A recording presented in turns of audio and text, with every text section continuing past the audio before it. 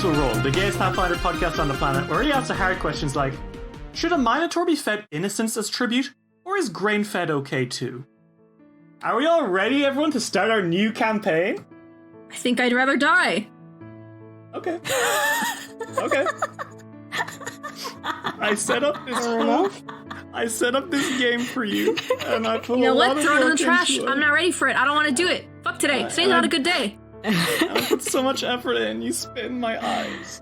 Spit in fucking both your eyes. Hey everyone, and welcome to Season 2 of Dice Will Roll, our second campaign, Extinction Curse. I hope everyone is as excited as I am for an adventure with circuses, clowns, more circuses. That's it. I don't know, we haven't started yet. I think that you're actually the only person that would know, Derry. Oh, I know everything that happens. I'm the game master after all. Oh god. So, hi, let's introduce ourselves. Hi everyone. I am your gender fluidiest GM, Derry. I am an animation student, I am a comic illustrator, I am a storyteller, and I am going to be hosting this game of Pathfinder for you all. This campaign is Extinction Curse, and we will be playing using Pathfinder 2nd Edition, the next evolution of the D20 system. It's like D&D, but like extra. Every level you get to make character decisions, whether you are a fighter, learning how to jump 50 feet in the air, or a wizard learning how to do spells even better than you. You know how wizards work. I'd like to introduce us all to our players now, very briefly, before we get stuck in. Let's go around the table to my emotional support boyfriend, Dave. It's true, I am the emotional support boyfriend because I'm perfect. Hi, I'm Dave. I'm a boy, and I like, art, and writing. Last season I played Alden Felstad. He was a half-orc fighter, and he likes swords. And he was perfect. KK, what's up? How are you? Hi, I'm good. These guys call me KK, but I also go by Luna. I am the other bisexual NB of the group. I like to play video games. I like drawing. My current obsession right now is Final Fantasy XIV. And last campaign, I played Cascatanovan, who was a half-elven druid. Very reserved, very calm, very proud. I want y'all to hold on to that thought. just remember my words for a couple minutes. That's all I ask. This will be funny in a few minutes. Just remember for now, she played a nice, calm girl last time. Yeah. And lastly, and as always, absolutely leastly, Ritzy. Wow. Hi, my name's Ritz. I'm a shit enthusiast. I'm an art student. Last campaign, I played Iker, who is the king type, I guess. Hot, sexy, nice ass. And those are the character traits that you chose for your character when you were making his character sheet. I was like, Exactly. What class are you playing? He's like, oh, he's got a great ass. I am the bi NB of the group, also the ace of the group. That first title shared with KK because we're smart and we're epic and cool. Fuck and, yeah. And that's me. Alright, with that intro out of the way though, everyone, I think now it is high time for us to stop talking about the real world and everything which resides in it. And would we like to get started on this brand new campaign that I've made all No, just for I want you? to talk about taxes. Okay, well, we're going to start a brand new campaign, I'm afraid. Fuck you. Are we all ready? Yes. In a world similar to our own, nations break up a beautiful azure ocean. There are frozen tundras, vibrant jungles, dry deserts, and luscious plains. Eons ago, the world was ruled by the nation of Aslant. This nation had some of the greatest magical and technological advancements of the planet, even to date. beautiful buildings that could touch the sky, floating cities, and magic so powerful that they could, in theory, create new worlds with it. However, their rule was not to last. For their pride, a meteor came crashing into Golarion, directed by the gods in an event known only today as Earthfall. A meteor which destroyed Aslant and ruined all human civilization. The world entered an age of darkness where the remaining human civilizations fought and struggled to survive. This age of darkness only ended when a single man, a survivor of Earthfall, and by now a mighty adventurer in his own right, sought out the fragments of this meteor. His name was Aradin, and he touched this fragment of the meteor buried deep beneath the ocean, and it transferred into him divinity. He rose to become a god, the god of humanity. And his first act, rising the rocks around where the meteor had struck, creating the Isle of Kortos, building its capital, Absalom.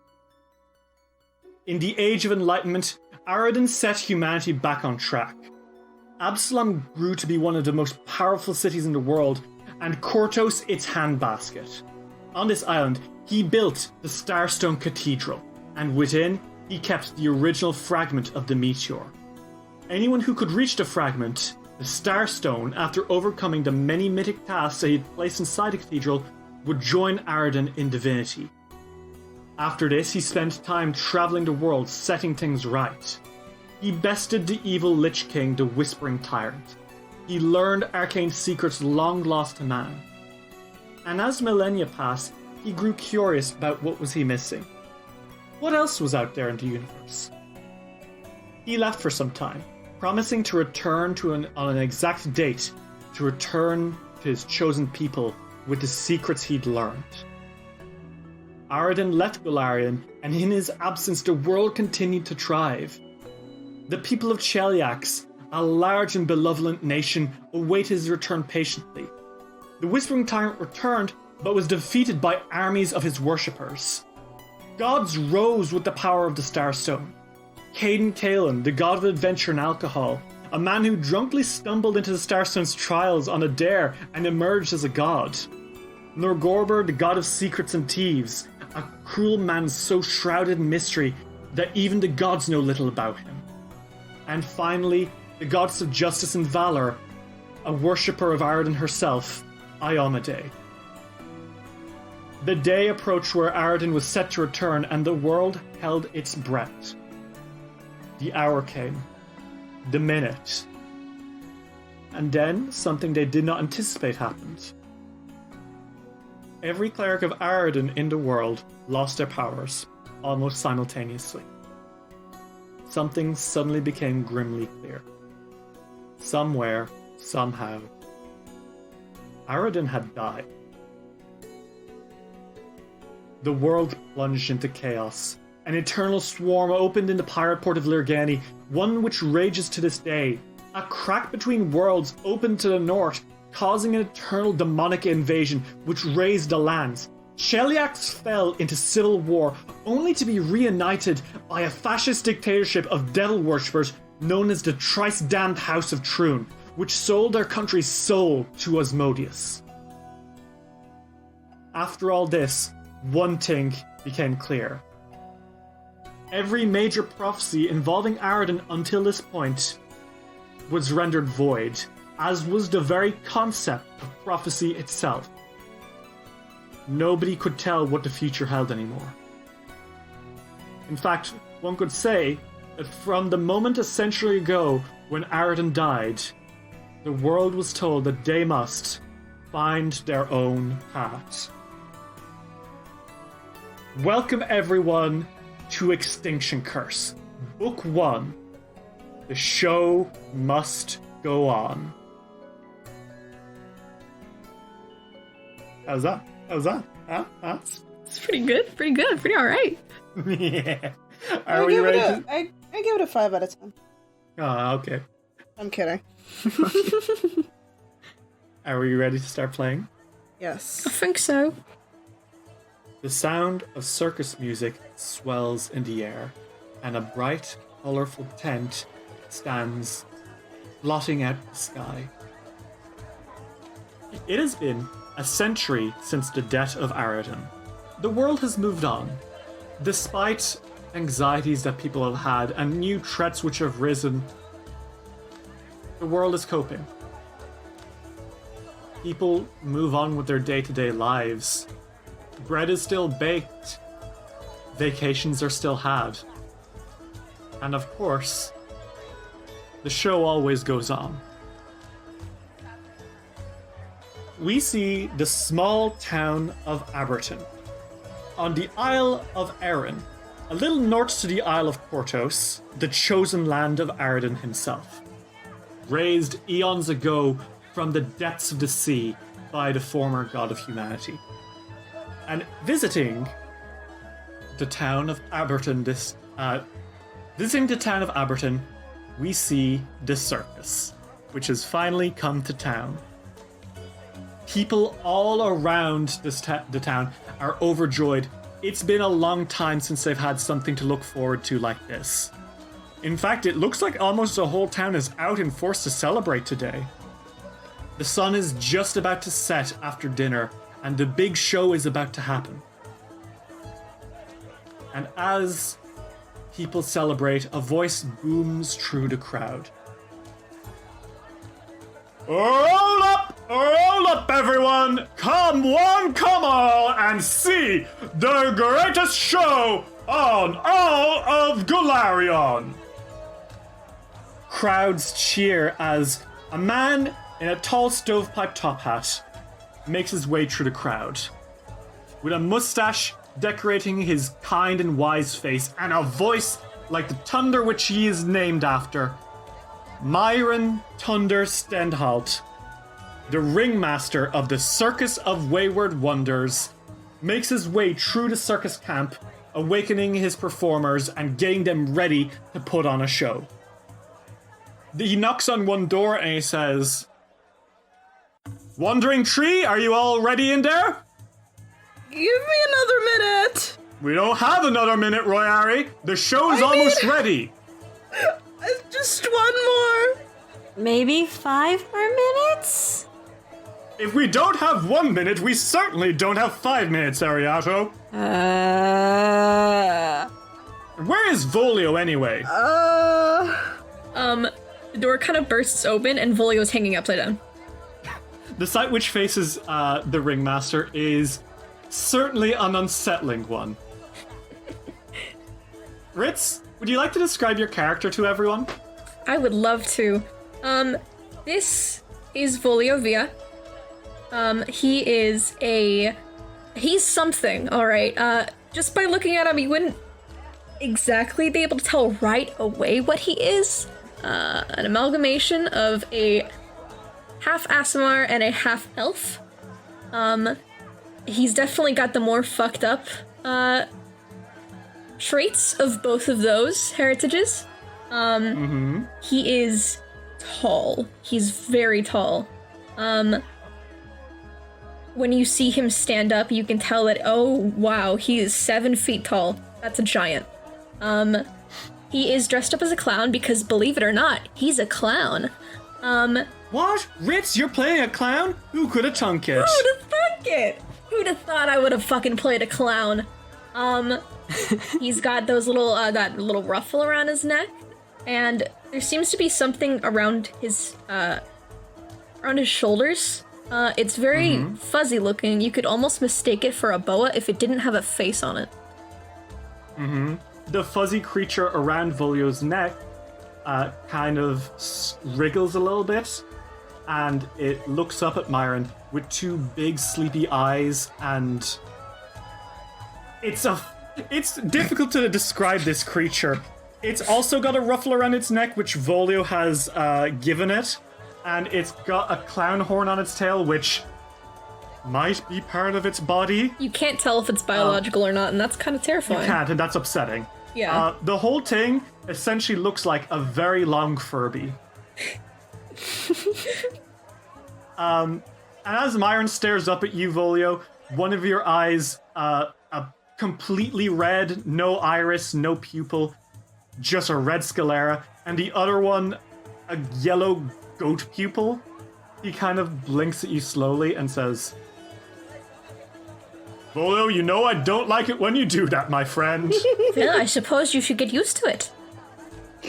I suppose so. Are the other two almost ready in there?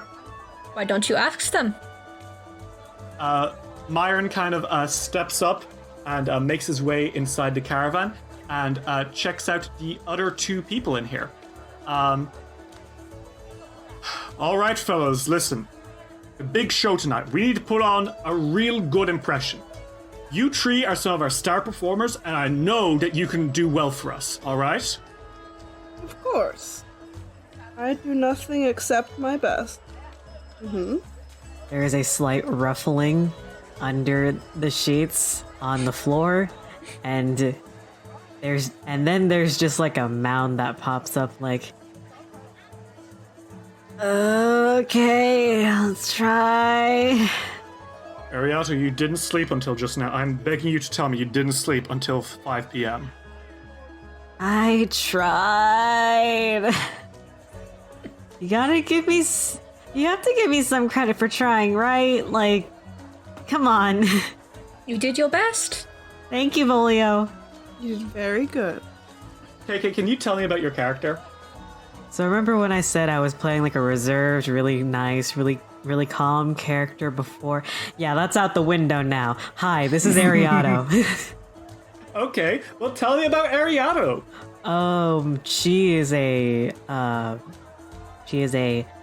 very short, I think she's the shortest one here at like 5'2", 5'3", somewhere around there. I don't really remember. She's so little. She's 5 something. She is a dream-made changeling human. Okay. So what does that mean? Well, that means that her mom is a hag. Oopsie. Happens to the best of us. And her father was a human. And she was abandoned by both of them. Well, the dad, we don't really know about the dad. We don't really know what happened to the dad. That's gonna be a later thing, maybe. We're not at that part yet. The mom, though, that's also another thing. As a dreammate, it means that your mom was a night hag. A pretty awful creature to be related to.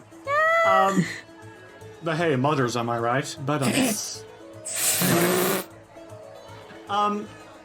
so tell me more about Ariato's appearance. What's she like? What's her whole dealio? Well, she has pretty like tan brown skin.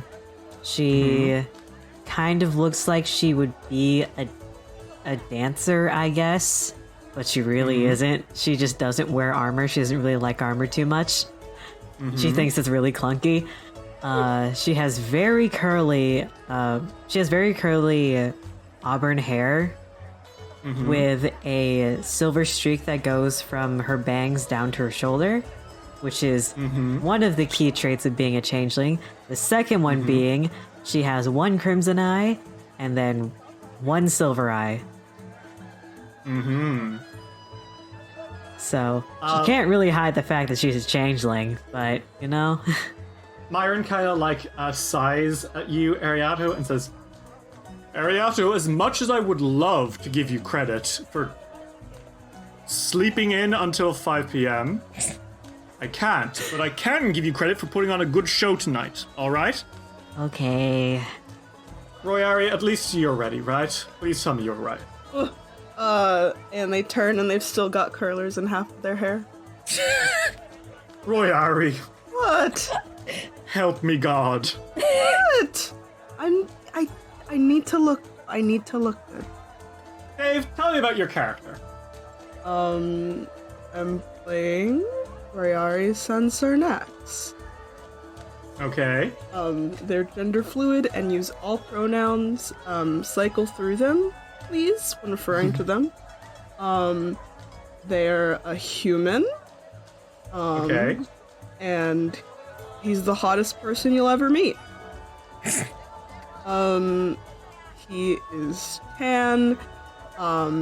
And if I had to place a real life nationality on him, it would be Filipino. Same as Ariato, that's worth pointing out. He's got fluffy hair, and I'm going to say a sentence, and I mean this in a non-derogatory way. She dresses a little bit like a slut. And we love them for it. And Briari wears like a button-up shirt, unbuttoned mostly. God, that's hot. Tucked into their shorts. They wear a cape, which technically isn't a cape. It's actually like a long red coat that they just were like, fuck it, and decided not to wear it and just have it like sort of held up like a cape. Oh my god. They wear fishnets and high heels. Thank you. This one's for the sapphics out there. Long earrings. Long earrings, folks. And a big holy symbol around their neck. Getting that Catholic look out there.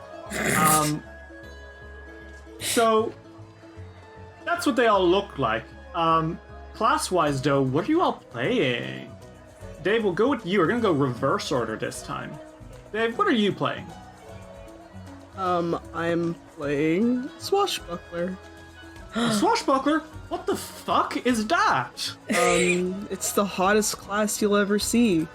A Swashbuckler is kind of like, I mean, I personally would describe it as like, imagine if a fighter wanted to be hot all the time.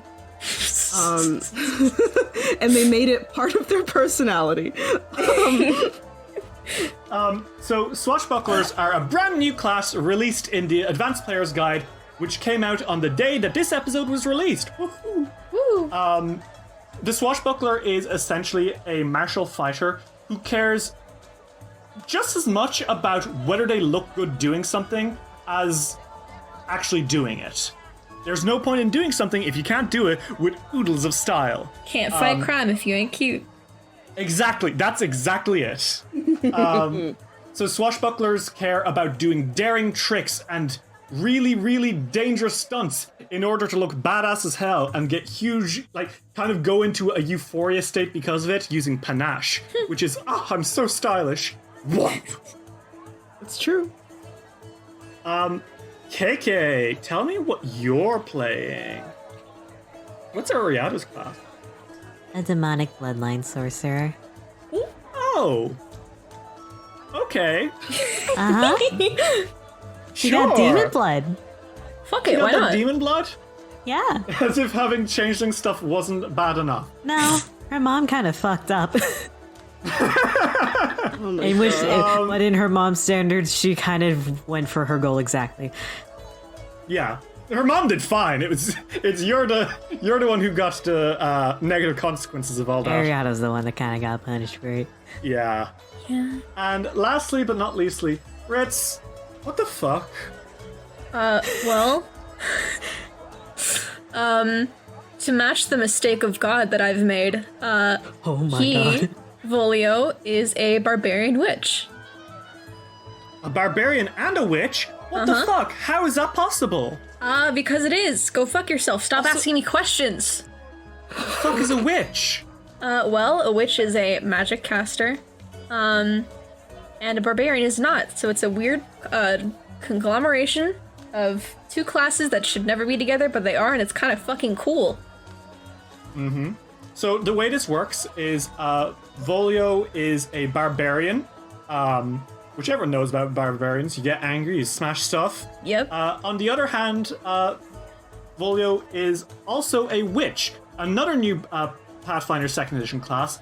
Similar to the Warlock from 5e in that, yeah, it's got like a patron from another world who grants it powers. But from there, it's much more like, what are the lessons I'm going to learn from this weird creature, which isn't a god that has chosen me? You get kind of like old supernatural style magic from ye old days of fairy tales and shit. You are using a multi-class to get the witch stuff. You aren't a full witch. So you aren't as strong as regular casters, but you still do have your very good boy familiar, the amazing Oddbody. Yes. Who grants you your magic and also acts as a liaison between you and the thing that grants you your supernatural abilities. But we're not going to worry about that. I think the thing that's menacing. granting Volio his supernatural abilities is Oddbody. There is no middleman. That's my theory. My theory is that it's actually Oddbody. Oddbody is God. So Thunder kind of sits down beside you all and says, "Look, fellas, I get that you're all nervous. It's been a rough few years for us all. I was at that circus with you, the last one that we were all part of. Madame Dusklight's celestial menagerie. Damn that Catwoman. I gotta kick something. I know, Ariato. Your distaste is greater than any of ours, but... She's a cunt. Yeah. Thank you, Ari. Royari, I thought you were making sure she didn't swear. I'm 19! She has the freedom of speech. I never said that I wouldn't let her swear. I would never say something so stupid. Let her say fuck. We have a name. Never mind. Thank you all so much. There goes our family-friendly rating. Anyway. As long as we're not cursing on stage. I'm not gonna say it in front of children. I appreciate that, Ariato. I will. We are out of Madame Dusklight's. Things are different here. Things are safe here. And if we want this new circus to be anything able to stand up to Madame Dusklight's and challenge her whole monopoly thing, we need to show that not all circuses are going to abuse their animals and their employees and their patrons and... Okay. So I need you all to promise me that you'll do everything that you can to make sure this show is a success, alright? What happens, happens. Can I get an alright? We'll do our best. Yes. Excellent. Now, if you'll all get up, Royari, take those out of your hair. You look beautiful as is. Ariato, just the fuzzy hair looks good on you. Just get up, don't worry about it. Volio, you terrify me. Are we all ready? Yes. I was already taking them out of my hair when you came in and interrupted me, but okay. All I need is a brush and my bow, and I'm good. All right, well, Sleep let's with go, one okay? eye open. The show is in 1 hour. We need to get in there. We need to prepare everything. And he kind of stands up and says, "Are we all ready to go?" Yeah. Mm-hmm. As you all step out, you get to see the rest of the circus. You see, kind of by the river, a set of 4 dwarves all doing calisthenics. Each of them has like a different colored beard, but they all wear the same clothes. Tight-fitting white shirts, leather overalls, and an aviator's cap.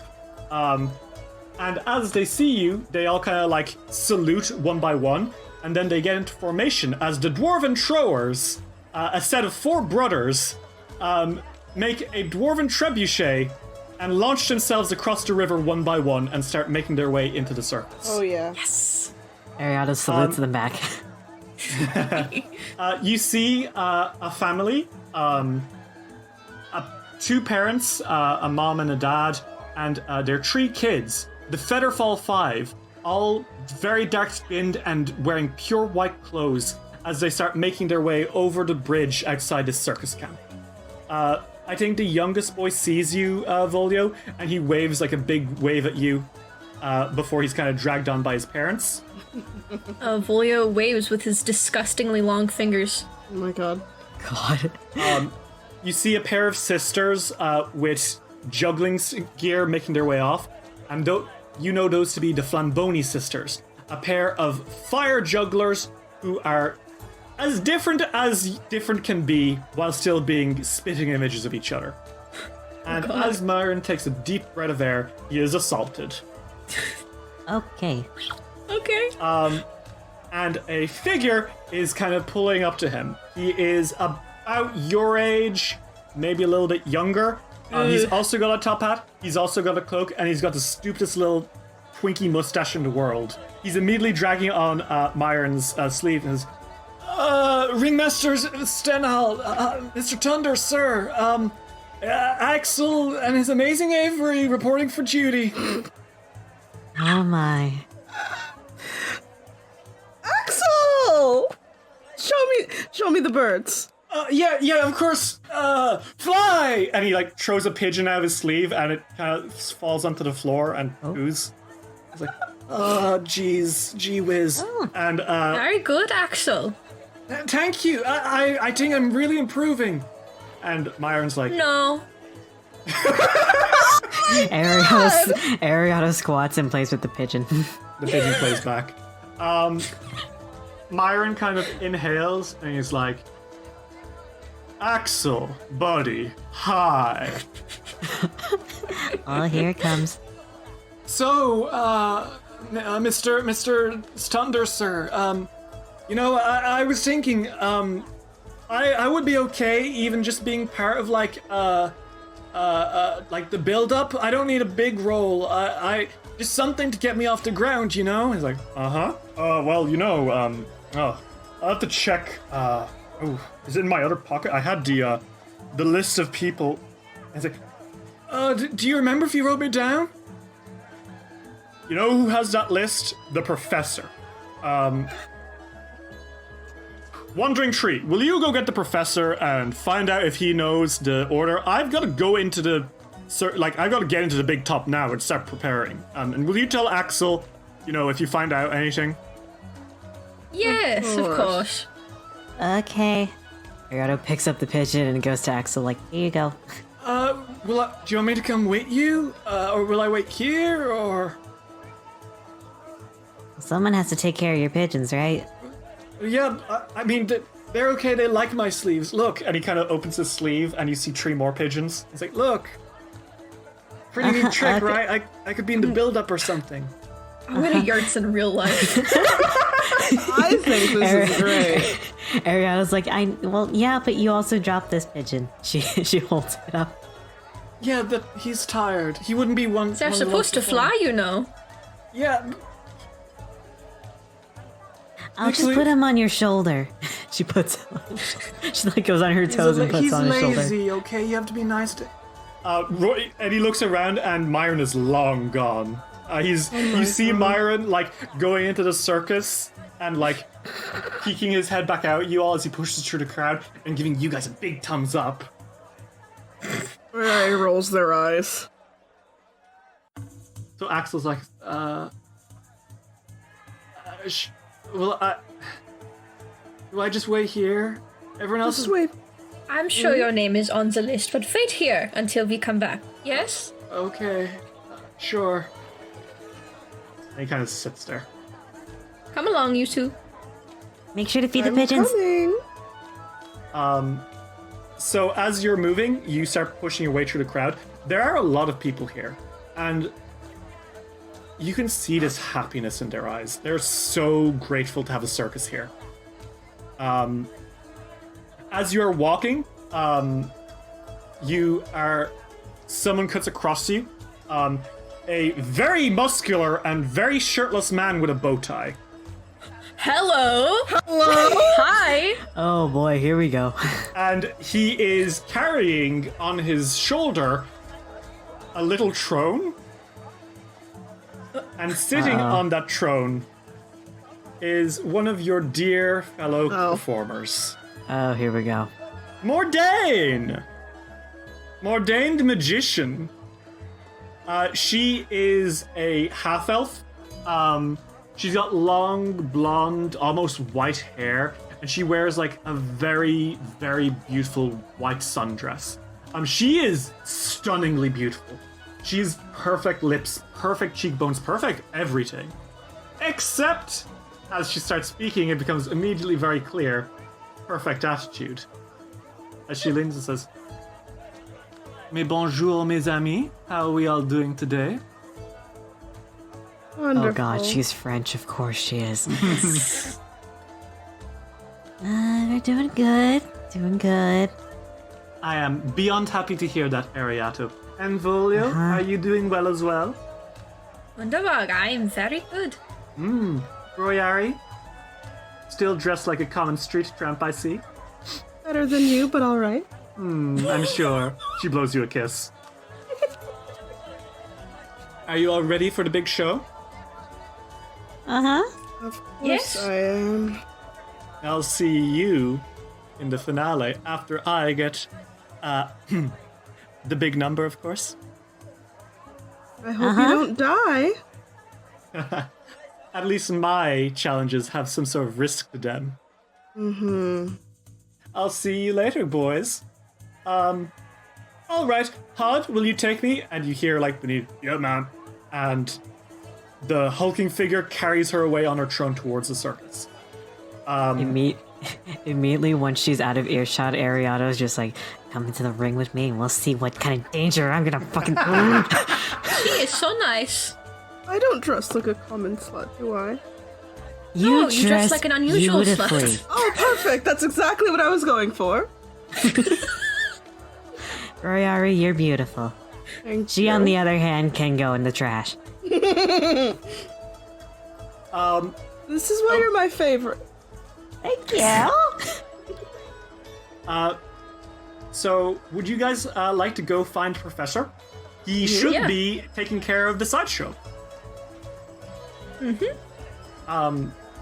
As you kind of like make your way to closer to the circus itself, you do see the sideshow, and there are a lot of people gathered there because this is, of course, the professor's pet project. And as you approach, you see an old man. He's kind of like got long silver hair and a very kind face, but his throat is so obviously burned. And as he speaks, he does speak with kind of a rasp, you know?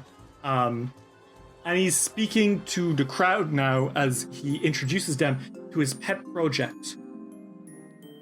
Welcome, one and all, to the sideshow of everyday marvels. We have a real treat for you all. The most unusual of the usual folk you'll find all around the world. Feast your eyes upon. And he kind of like waves and says, Gideon Elbis, the bearded man. And there is indeed a dude with a beard. Oh my god. I like A the 6 shells. foot tall, broad-shouldered man with long brown hair, a full beard, and a thick mustache which thoroughly obscures his features. And a small child in the crowd is like, "Aye, but that's just a man with a beard. Anyone can have a beard." And he's like, "Oh, that's right. Anyone can have a beard. But my friend here, Gideon, he's actually the perfect double of a significant political figure who must conceal his identity and live on the run. Assassins want to kill him and rival agents want to kidnap him for his own nefarious purposes. He's had many narrow escapes, but the only way he's able to hide his identity is by growing out his hair as much as he can to hide his face." Wait, but who's he supposed to be? Oh, I don't know. Might be Tabafon. Might be Princess Anastasia. I hear one of the most common things is maybe the missing gear of House Gix. But either way, who knows who he is? Gideon, what are you? And you hear Gideon being like, "Well, perhaps I am Princess Anastasia. Or perhaps I am the Whispering Tyrant. Or maybe indeed I am the missing gear of House Gix. But you'll never know, because I'm hiding my identity." Fuck. That's so fucking funny. The professor kind of hobbles to the side and he's like, "And now, feast your eyes, everyone, on Tahala Roadwatcher, the tattooed woman." Oh, she's Oh, hot. wow. Hello. Uh-oh. And indeed, there is a woman with tattoos. She's also about 6 foot tall, except she is much more muscular than any of you and could clearly crush you all with a single flex. I Please thank do. her. I want She is her. bald and she's covered in head to toe with tattoos. Fuck yeah. And you hear that kid again being like, but anyone can have tattoos. Why is she in the sideshow? Well, my friend, Tahala here. She's a middle-aged Shoanti woman who left her qua, or clan, in Varizia years ago, acting upon omens she received.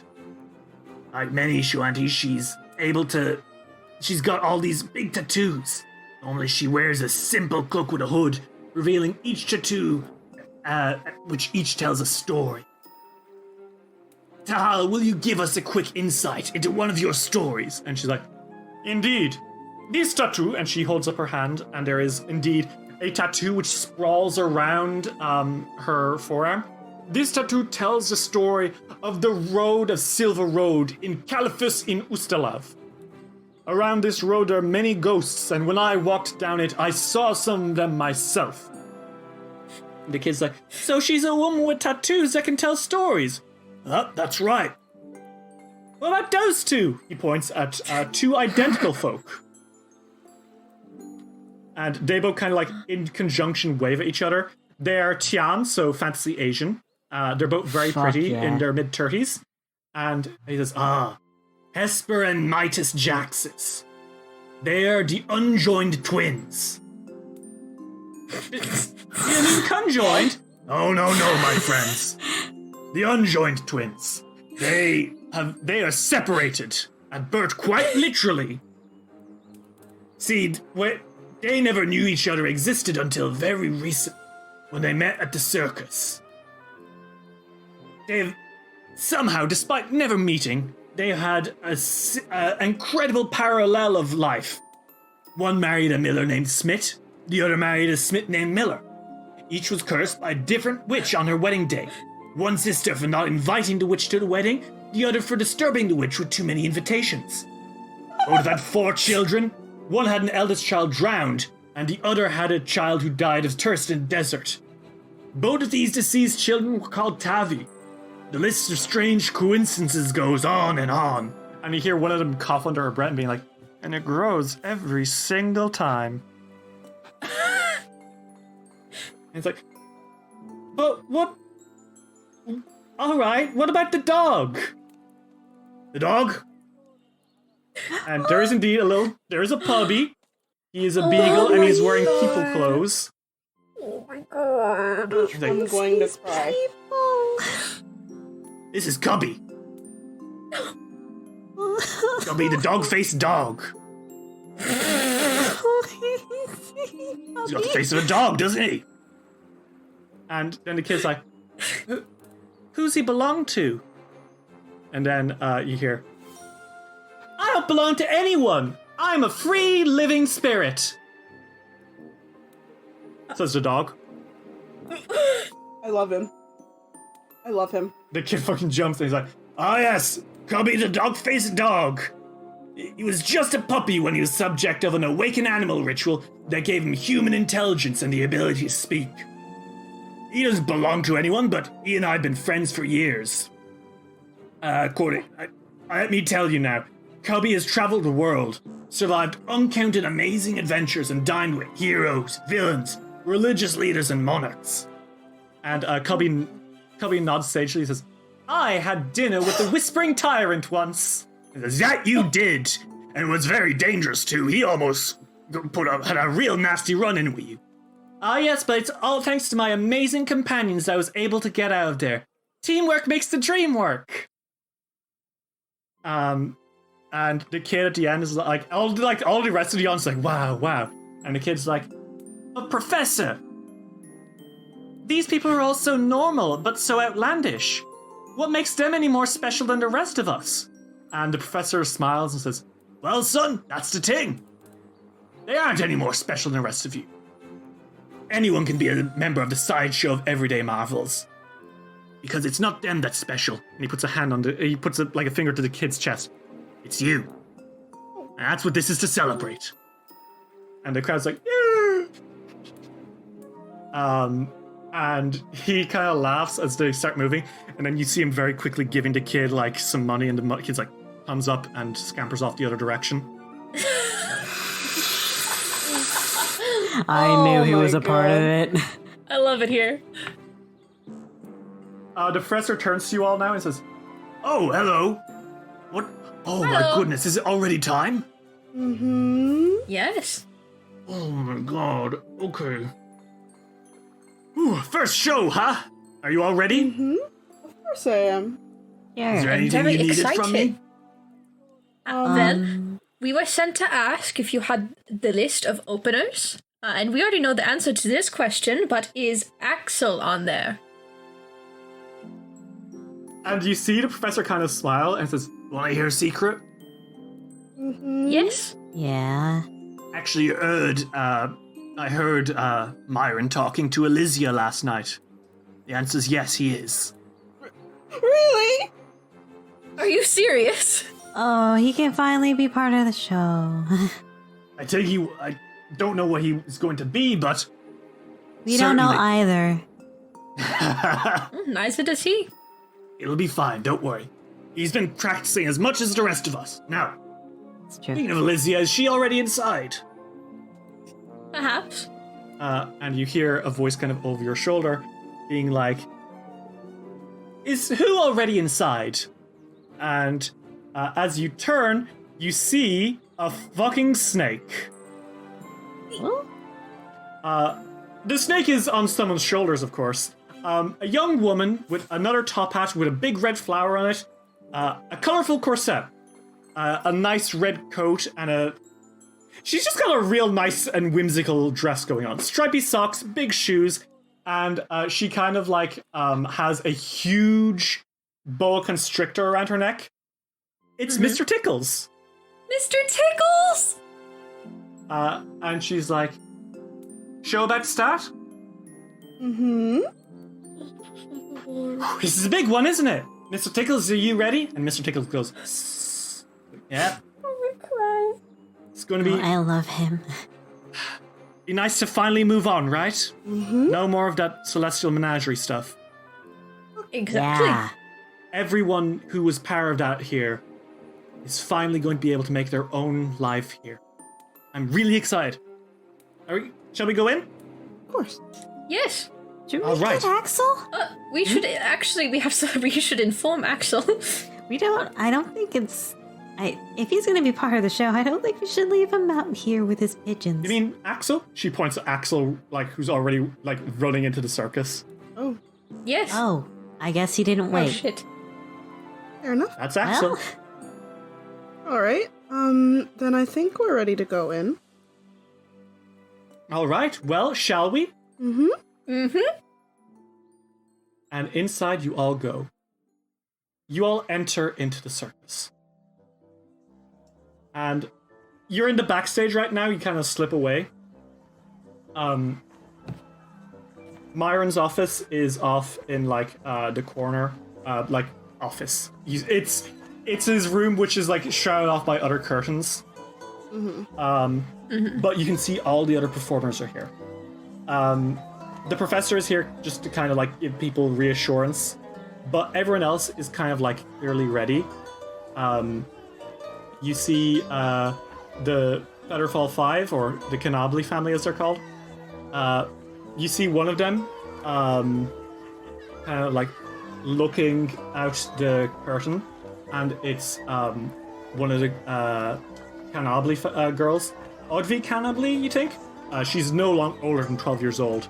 And she kind of like looks out the curtain, and she's like, "I think that's Mayor Aber." Mayor. And she kind of like looks back and she starts chatting excitedly to her mom. "Mom, I think the mayor's here." And she's like, "That's wonderful news, darling. And we'll have to put on our best show then, won't we?" And like as you're all kind of sitting, you can hear like Mordain being like, "And then I think I'm going to go with the unlocking trick under the water. That always gets a thrill out of everyone, and it makes me look good as well." It's like, "Right, you all, man." You hear the Flamboni sisters like talking as well. The older one, Advi, being like, "Oh my god, I think when I get nervous, my tummy gets upset. I hope I don't have food poisoning, right? So, her older sister, Vida, is like, you don't have food poisoning. If you had food poisoning, we'd all have it. Okay, so maybe it's just like, I don't know, gastroenteritis? Is like, no, it's not that. Oh my god. Everyone is very excited, evidently. Excited enough to have gastroenteritis. Yeah, apparently so. You guys have a few moments to talk to each other before the show begins. Are you two excited? Yes, very. Yeah. How big's the crowd? Sizable. You look outside, yeah, it's like the whole fucking town. Nothing could possibly go wrong. Don't say it like that. Nothing should probably go yeah, wrong. you- How is that? I think that you are wonderful, Volio. That's what I think. Thank you. Both sound ominous. I'll say that much. Thank you very much. And he pats Ariada's head. Ariada's just a baby. And as you're all preparing, that's when you do hear something. You hear a scream. What? And at first you think it must be a woman who's screaming for her life. But when you see Axel stumbling out of Myron's office, you realize who screamed. And he is clearly in a bit of a state of panic. And he's like, oh God! Axel, what happened? Rayari rushes over and is like, Axel? just tell me? Show me? I think he's dead! Okay, What? What? What? Hold on. And That gets Rayari everyone's attention very quickly. is like rushing into the office to check. Ding dong, dang dong. Lying on the floor in front of you, Royari, as you rush in, is the body of Myron Thunder Stenton. He's dead. No, he can't die. He was hot.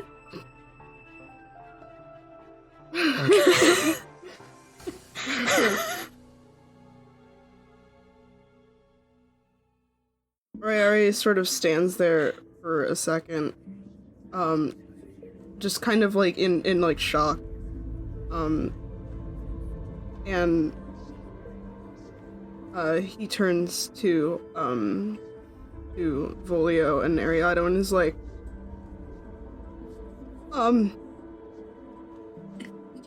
What's wrong? he's dead? Something wrong over here? The professor kind of makes his way over, and now everyone's making their way over. Professor, Ariado, I think, like, runs into the room. Volio puts his hand over her eyes. You see, like, one of the kids trying to look around as well. No. Only for their parents to pull them back. The dwarven throwers, each, like, one by one, like, put their hands to their mouths. Mordain looks over, and she's like, oh my goodness. Axel is still in, like, a state of distress. He's like, I came in to check if I was gonna be in the show, and it was already like this. it's Axel, calm down. Axel. Okay.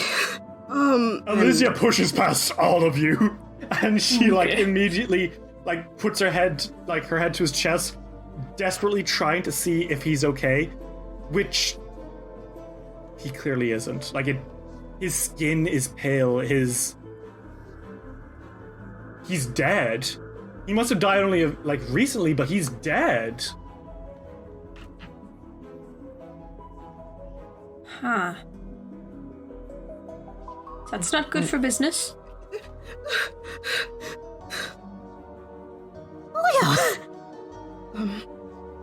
What?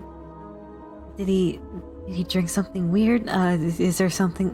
Does he have any food anywhere? Is there like signs of a struggle, or is something around his neck? I don't know. Alicia looks up. I don't know what happened. He was fine just minutes ago. We saw him going in. Are there any, like, wounds on his body? You can't tell. It's all happening very fast.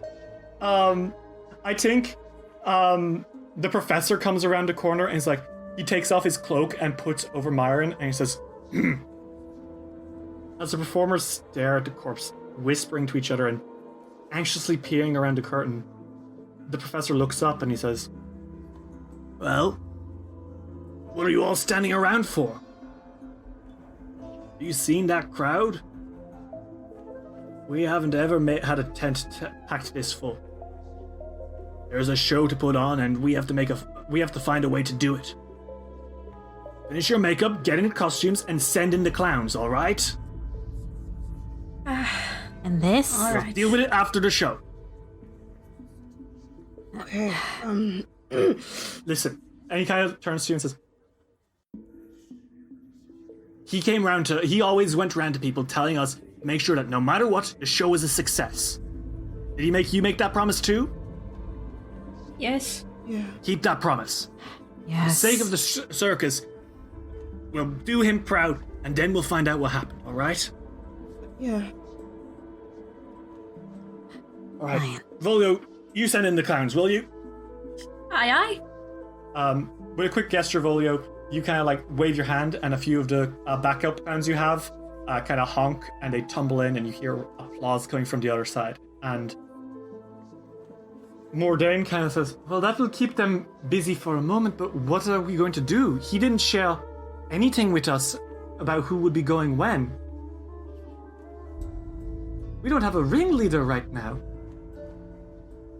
No, we don't. You must have notes somewhere. Right? Elysia's like, I mean, I guess, but we don't have time. We're going to have to wing it. Then wing it we must. Well, that is trope, isn't it? We're the circus. We improvise, right? Yes. Yeah, okay. Who doesn't perform? Who can we have be the ringmaster this time? Someone level-headed. Axel's like, I'm not level-headed at all. I'm We actually know, extremely Axel. panicked right now. We know. Just, Axel, breathe. Just get out of the. It's just she gestures him out of the room, and then for him to breathe, and just okay. Now stay here and go to your happy place, and then she goes back into the room. Lots of birds, so many birds. He'll be okay. He'll be okay. I mean, someone who has a bunch of experience and knows how to put on a show. The professor blinks and says, right, okay. I'm gonna get to cast ghost sound in sometime, but I'll boost my voice as much as needed. Thank you. Alright, here's the deal. We need to fill out an opening act with one person performing in front of the crowd to get everyone readied up. Then we need to build up 2 acts performing at the same time in 2 of the rings. Then it's the big number, the highlight of the show. That was one person by themselves in front of the entire crowd. Then we have the grand finale, 3 acts. So we have 7 acts we have to have in total. Yes. How do we order this? Okay. I don't know. He must have made a list, but I don't know where it is. Well, someone must form up the crowd. If I must. You offering to do the warm-up? Yes. Alright, you'll be the opening number then. Does anyone have any objections? And everyone's kind of just sitting there in silence. Okay, opening performance, that's going to be you, Volio. Mm-hmm. The build-up. Who's going to do the build-up? That's 2 acts, You need right? 2 acts. One, like, right? Oh, I'm a fortune teller. I don't know what to do. she just whispers that to Rory, like, I'm a fortune teller. I don't know.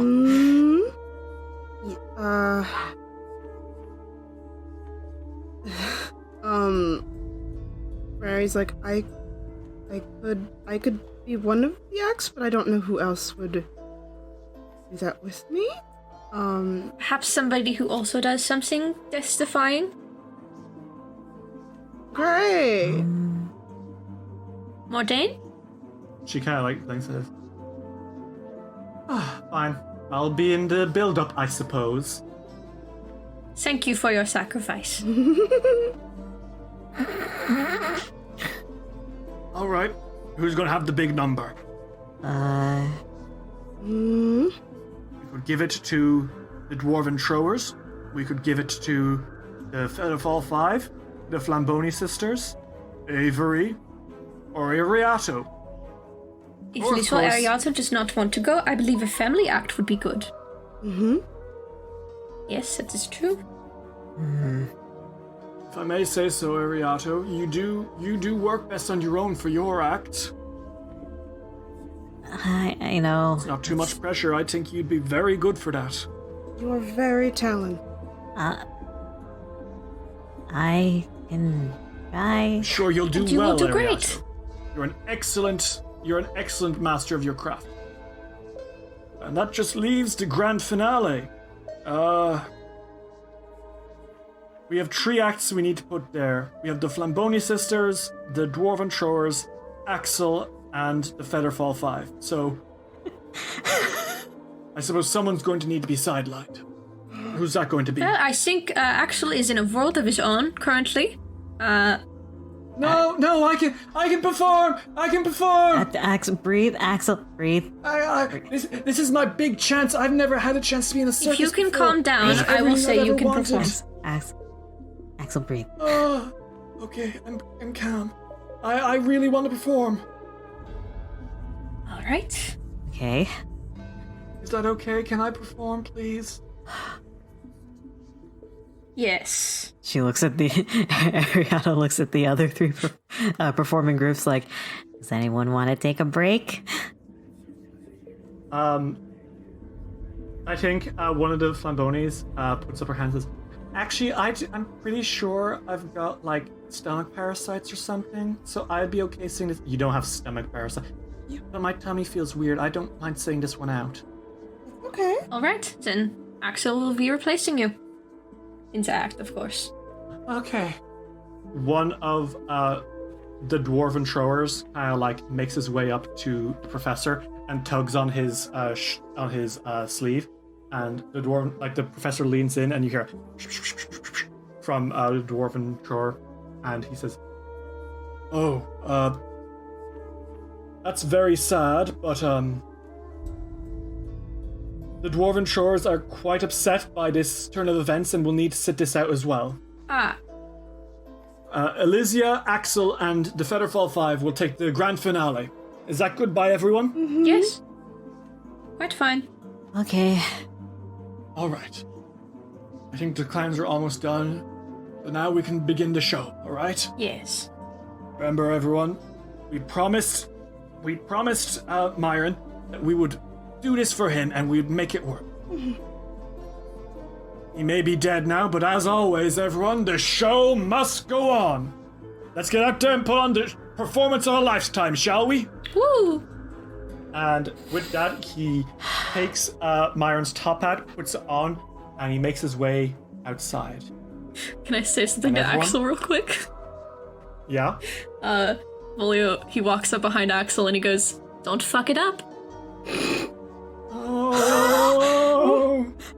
Axel, breathe. Axel, breathe. Breathe. and Happy place. Breathe. Happy place. We're gonna have a circus performance. Yay! Oh boy. I've waited for this day my entire Oh life. my god. So, the way this works, as the professor mentioned, the act is the show is broken up into 4 acts. We start off with the opener. Then we move on to a build-up, the big number, and the grand finale. The basic way that this show works is that we have built up anticipation over the week already from advertising, telling people to come, and building hype about the circuits. Now people want to see that hype fulfilled. And what you have to do is build enough excitement through skill checks using tricks, a kind of special activity which you will do in front of the crowd to get them all satisfied. The goal is to get more excitement than you have anticipation. If you do that, you succeed at the show, and you did it. You did great. So we'll get into more stuff. Each trick has its own traits, which we'll do. Each act has its own significance, and there's more stuff like that. Fighting, the best way to describe it is just to get right into it. All right. All right, everyone. Welcome to the Circus of Wayward Wonders! And the crowd goes fucking nuts. I hope you're ready for a show the likes of which you have never seen before. To introduce you to our opening act, I would like you all to put your hands together for Bimbo Bottom Text the Clown and the Amazing Oddbody. Oh, shit. Oh my god. Ritz had to fight so hard to get that name. Alright, Bimbo Bottom Text the Clown and the Amazing Oddbody, the stage is yours. Enter the middle ring and let's begin your performance. Hell fucking yes. Bimbo cartwheels his way to the center of the stage. The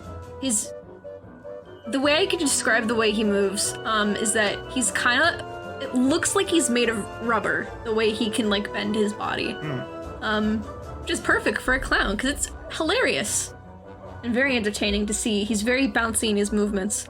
And once he reaches center stage, he kind of, like, holds his arm out, or both arms out, and, like, kind of a...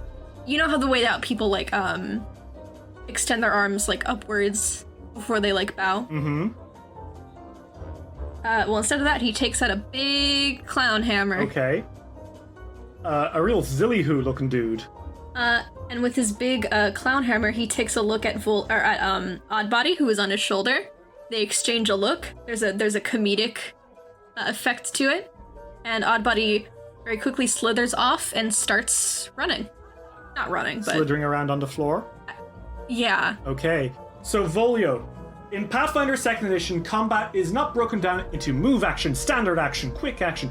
You have 3 actions, and on those 3 actions, you can do just about anything. Some things take up more than 1 action, like casting a spell takes 2 actions, so you can't just blast 3 fireballs in one go. But, this performance is also going to use 3 actions for your little round. Oddbody is slithering around the floor like a fuzzy snake with a beak. What do you do? I start chasing him with my big circus hammer. Okay. So what is the action you are doing right now? You can perform a trick, or you can use several other circus actions like building hype, preparing yourself, taking a risk, or if you fuck up, sending in the clowns. I think I want to build hype. Okay. So, as you build hype, this will raise the total anticipation that you need to complete the circus, but it means that the end result will be a lot... Like, if you succeed on finishing the circus, you will get a lot more money. Mm-hmm. So, how are you building this hype, Volio? I think as he's chasing Oddbody, he's slamming the hammer down on the ground and missing on purpose.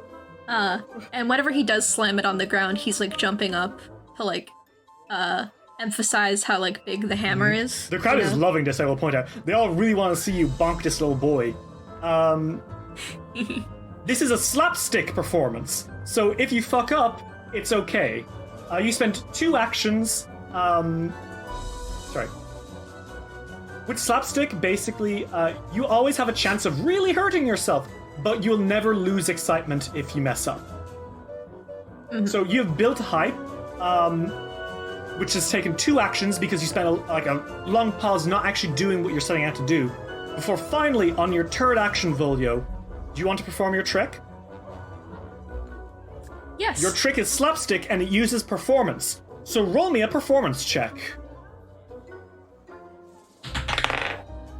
I rolled a 17 plus my performance, which is 6. 6 plus 17 is 24? Am I that right? 23. Okay. Volio, how do you finish this performance then? Can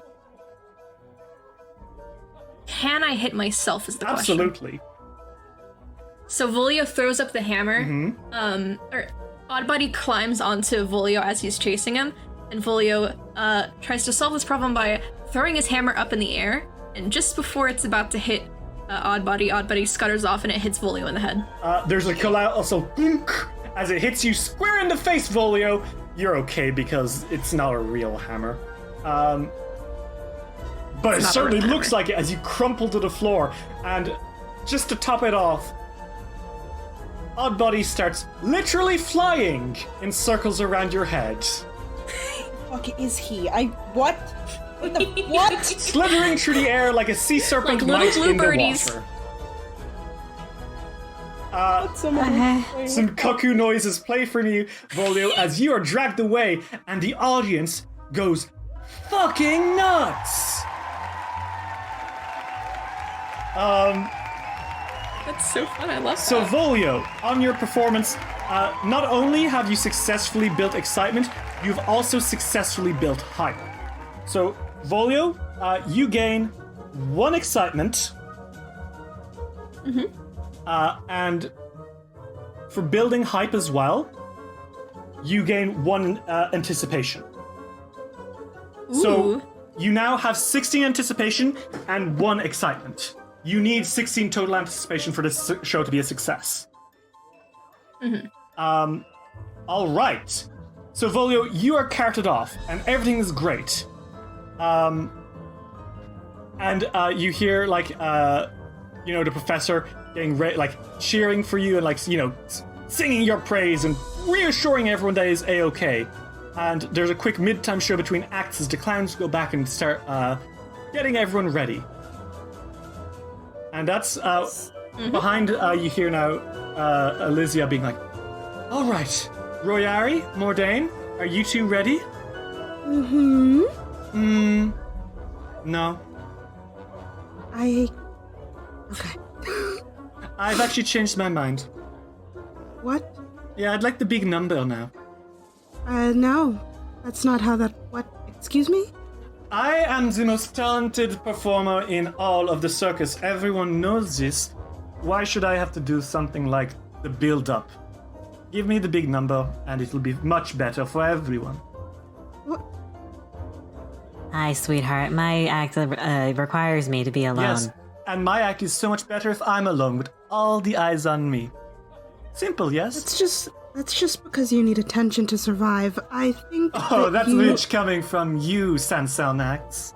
Yes, but I don't pretend that I don't need it.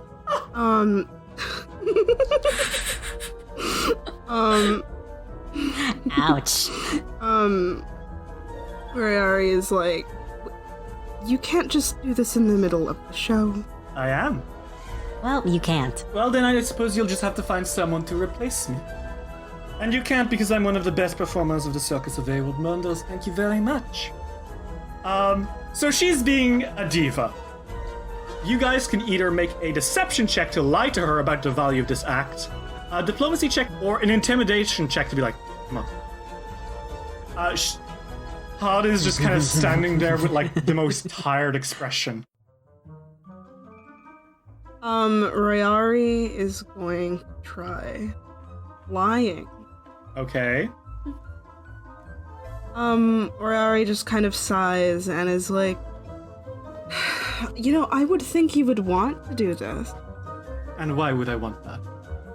Don't you want to outperform me? Or are you afraid that I'll be more popular than you? Isn't this the perfect time? Roll me a diplomacy or deception check. Either or. Both of those kind of fit. Okay. Roll? Using... hi, my name's Dave, and I'm using my hero point now. Okay, so excellent time to introduce this. Hero points are essentially a meta currency which I will award out for players doing nice stuff. And, doing something really cool, really awesome, really interesting. We have an expanded use of hero points in this campaign. You can trade multiple hero points for various extremely powerful effects. like gaining 2 actions, fast healing, regaining focus points, refilling reactions, or even gaining temporary hit points in a pinch. Or you could go with the classics and re-roll something you fucked up on. And that's what I'm gonna do. Okay, so Royari, roll me a second diplomacy check because you rolled a 3 + 6, which is a 9.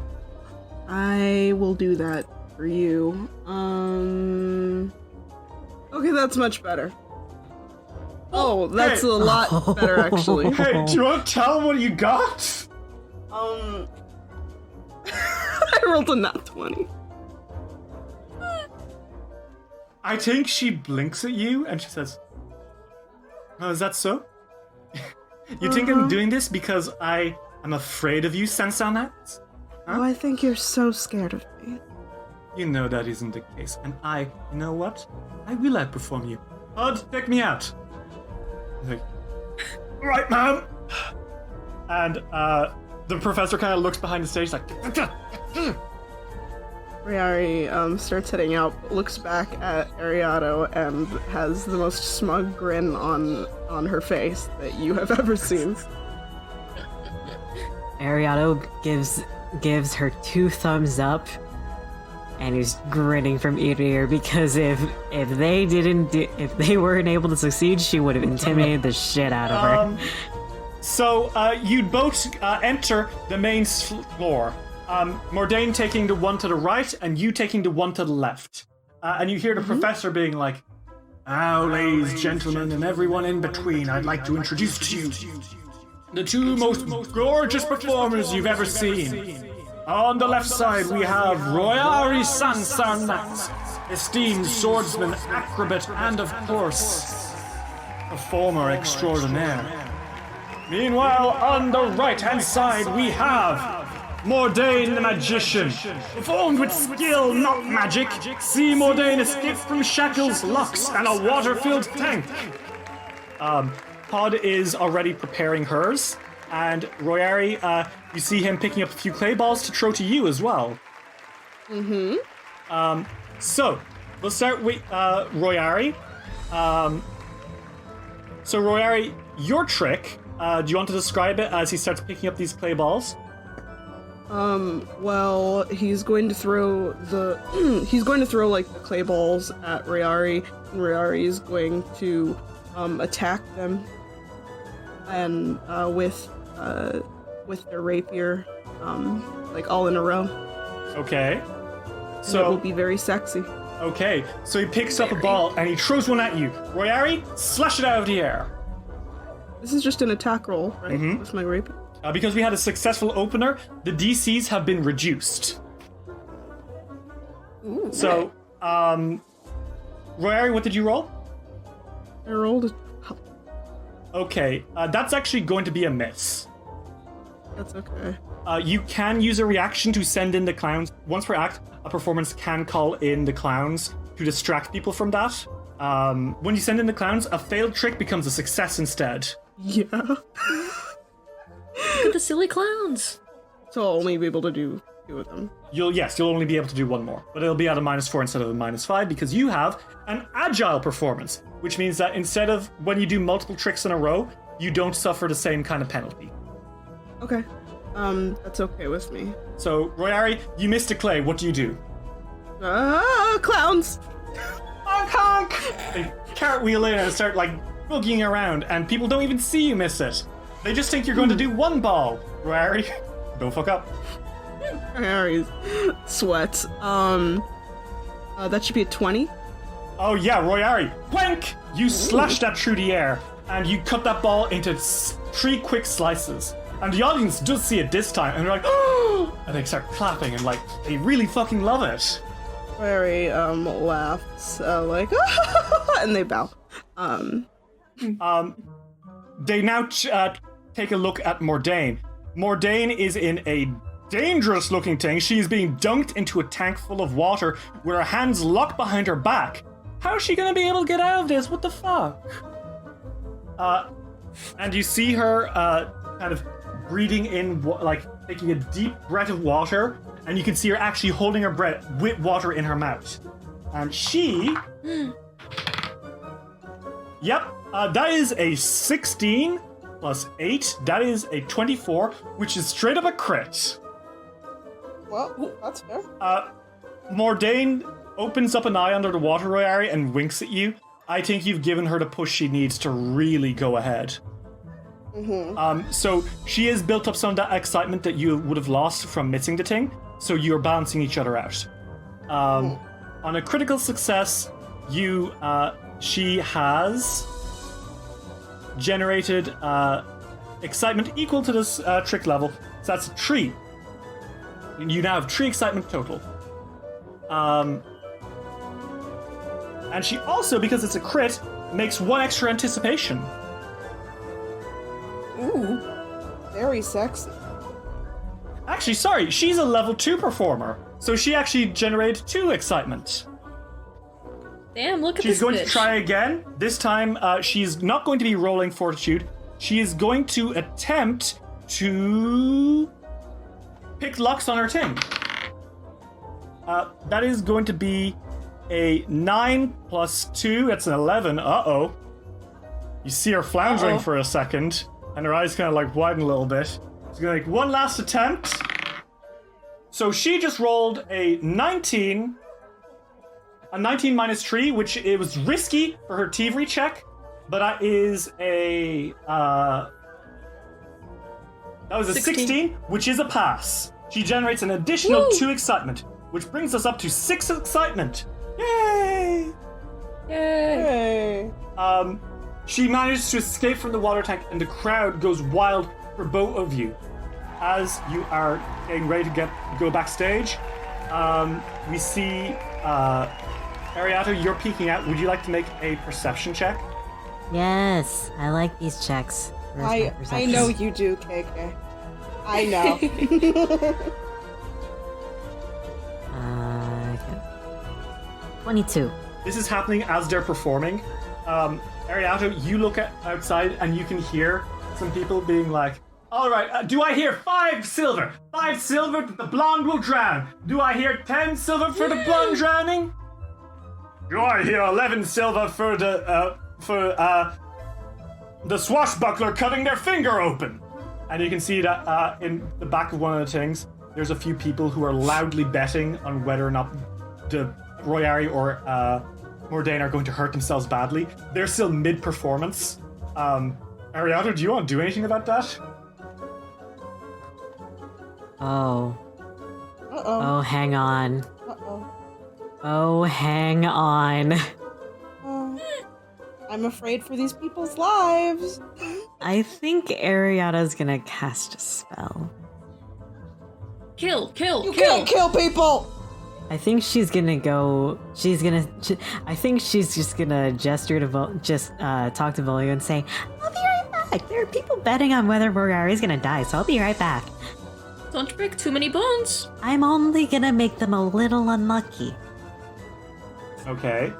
So luck. Royari is by now cutting that second ball of clay as you make your way out, Ariato, towards these fine gents in the back. Okay, let me just get this spell really fast. Imagine these guys and be like, okay, look, the blonde can't open up her thing. She's gonna drown. Ha ha.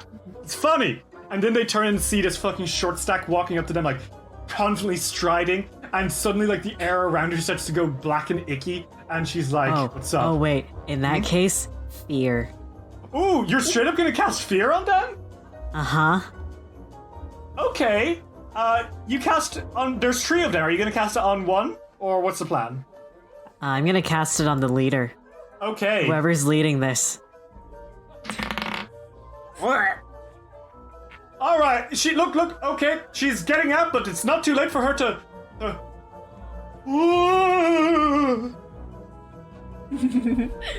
He kind of stumbles back onto his ass, and you hear like the crowd around you laughing a little bit. As Ariato, you make your way into the crowd to intimidate these guys. What do you say to them? So who's betting on my friends dying? It was Volks came in, but it wasn't my idea. It was you. And he's like, no.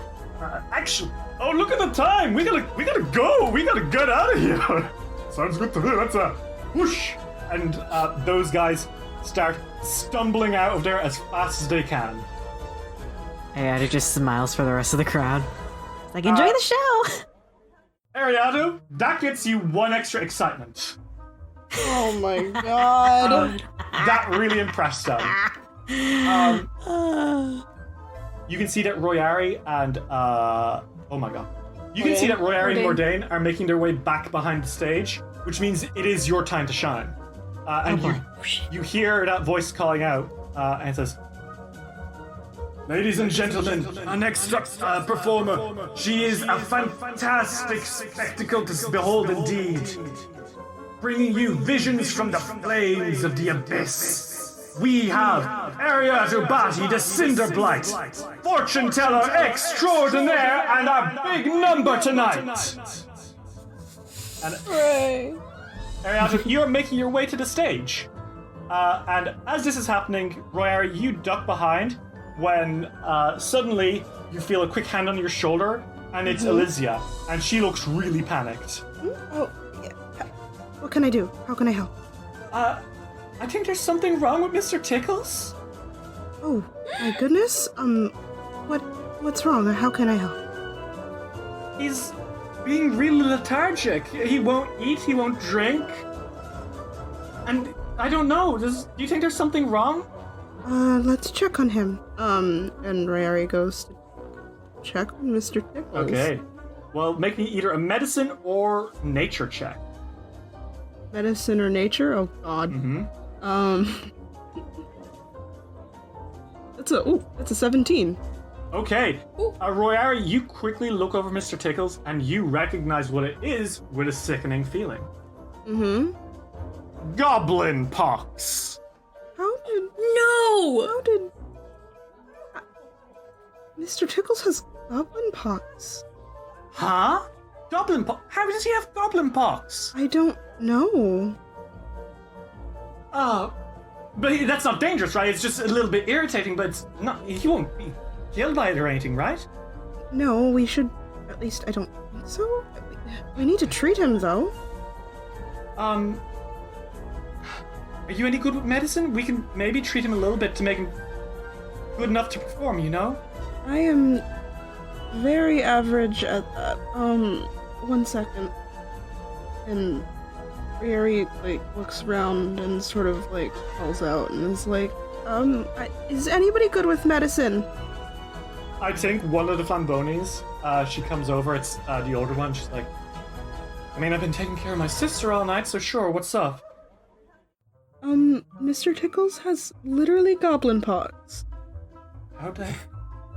That's not what did you do to get him goblin pox?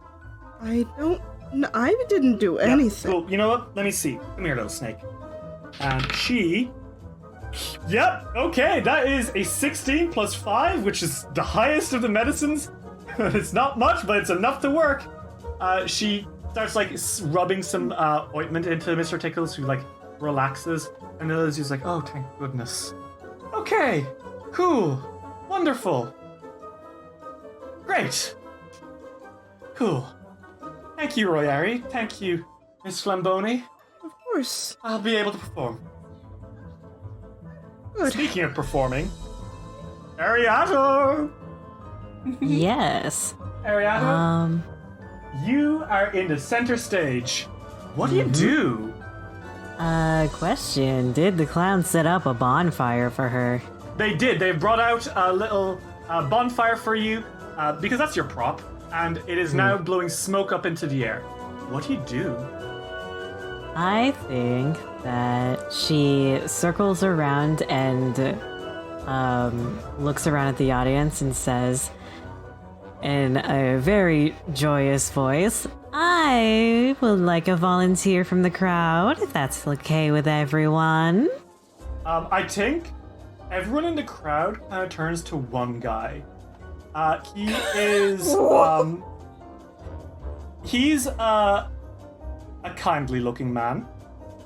I like the idea of just the entire crowd deciding to bully some random guy.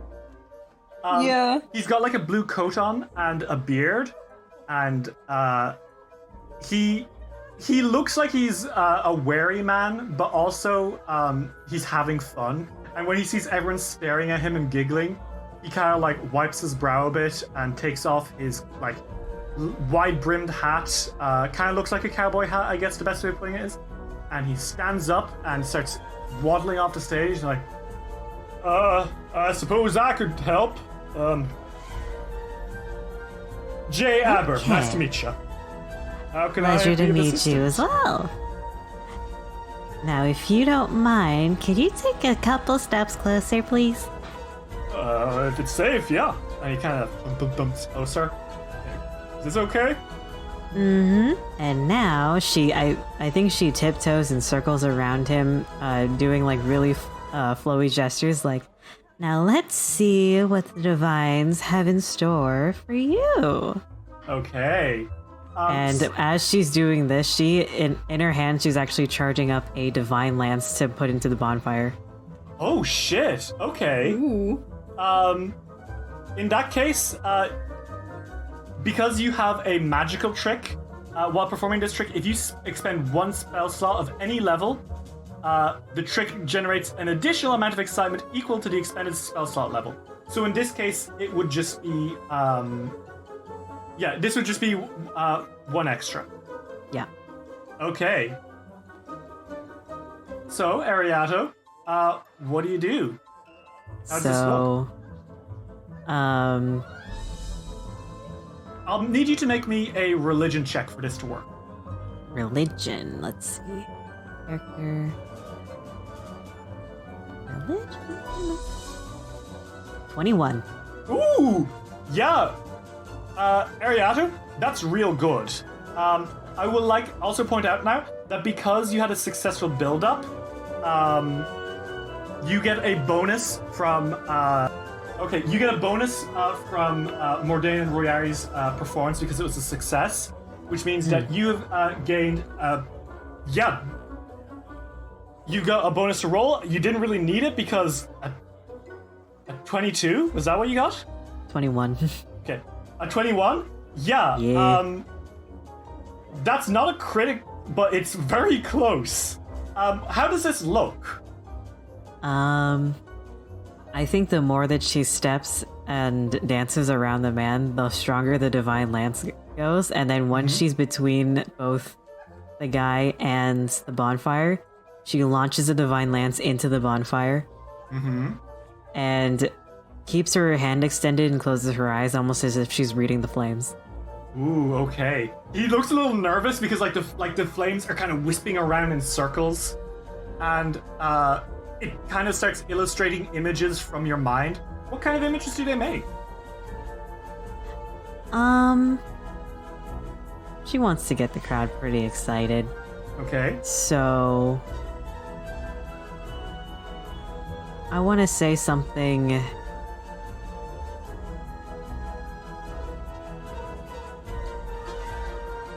I want to say something heroic and grand. Okay. Ariato, as you kind of channel the smoke and these images start coming up, we see a huge tower, and guarding it are these dragon people with spears. And they sort of chant and roar, but then, oh, what's this? Adventurers from Aberton, they're coming to save the day! And the crowd's like, love it! Yeah, go Aberton! As the dragon people are fended off, and you have really riled up the crowd. They really liked that.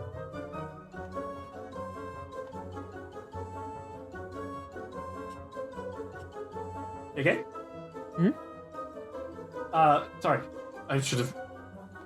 I really like that. So you have gained 2 extra excitement, and you still have 1 action Hell left if yeah. you want to do one last to kind of drive that home, you know?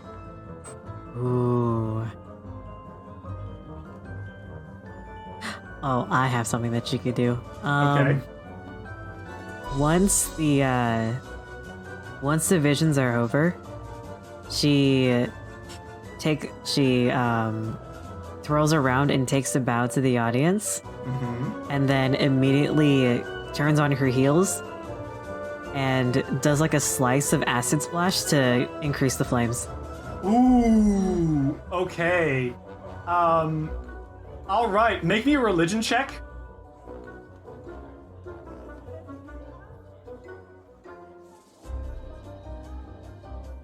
$19.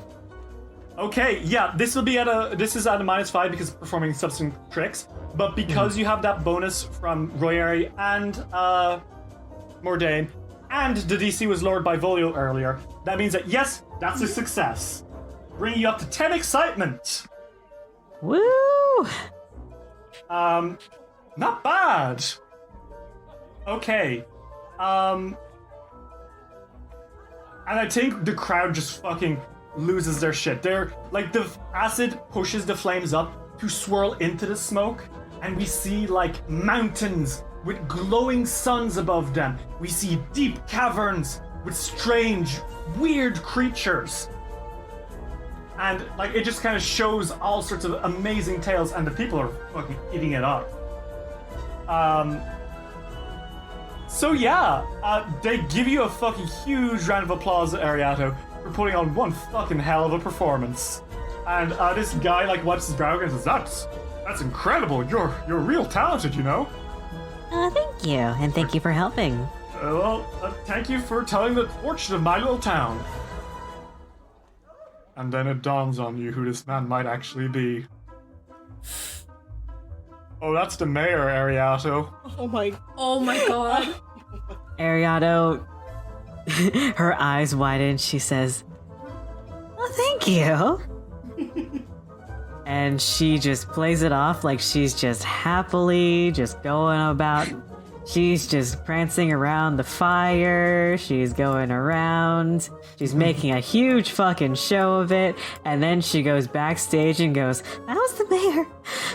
Yeah, you see them all. Everyone's giving you thumbs up because they knew that.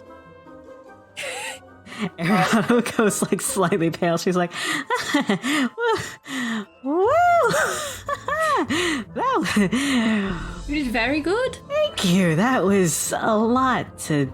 I didn't think I just thought that was some old dude." Well, it is if you want to look at it that way. That's fair. I think it's at that point that as you're stepping into the back, Ariato, Volio, and Rare, you hear something. Oh, yes.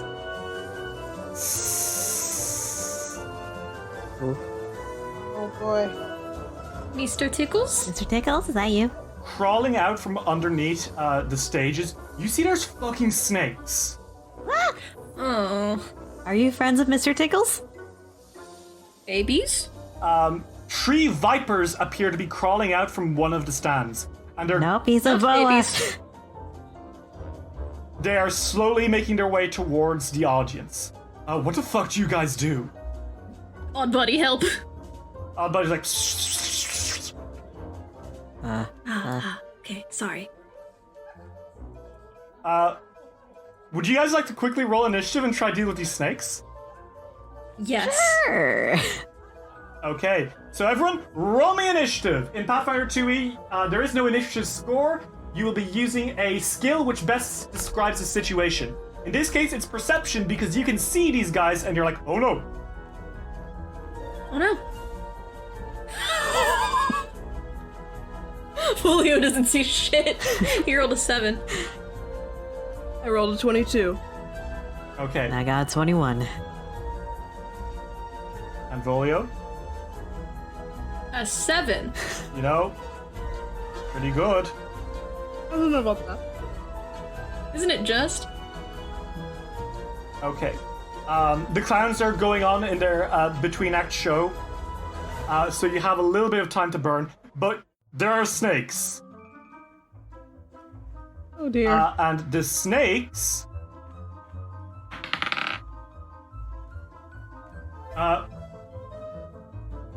that is an 8 plus 5, that is a 13 to initiative. Well, Thank God. Okay, so, Royari, it is your turn first. You see these snakes, and they are crawling towards the stands.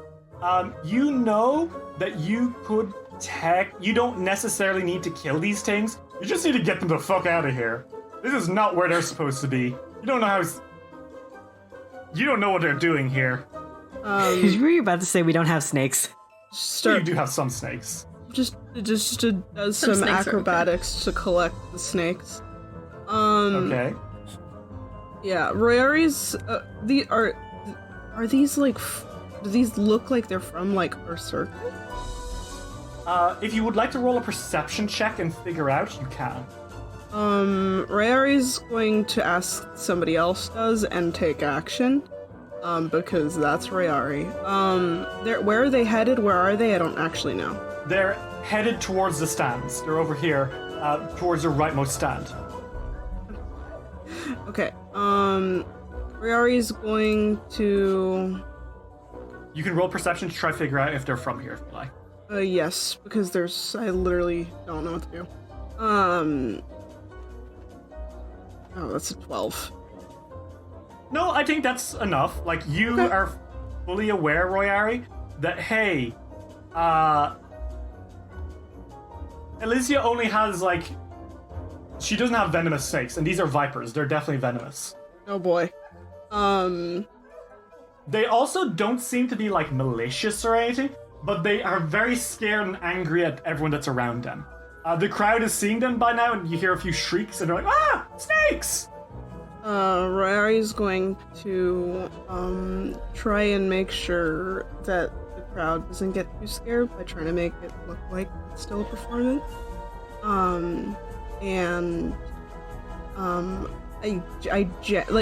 We just need to get these guys out of that area, right? Yeah. You could make a diplomacy check to try and make them make way for the snakes. Yeah. Okay. Hmm? Well, make me a diplomacy check. Okay. Why am I rolling so badly today? I've rolled badly a lot. Okay. Royari, you're like, oh, what do you say to the crowd? Royari's like, make way, make way! And what you hear in reply is, Okay, fair enough. Then... You can try again, or you could have someone else try again if you like. Royari's gonna try, like, one more time. Okay. Well, it's a 15. Okay, so, Royari, tell me how this looks. Okay, Royari comes out as the, like, there are people screaming and is like, make way, those are our dear friends. Okay, you hear them being like, oh wait, it's part of the circus, there's snakes with the circus! And you see one of them like, it slithered over my foot, whoa! But they do start making a way.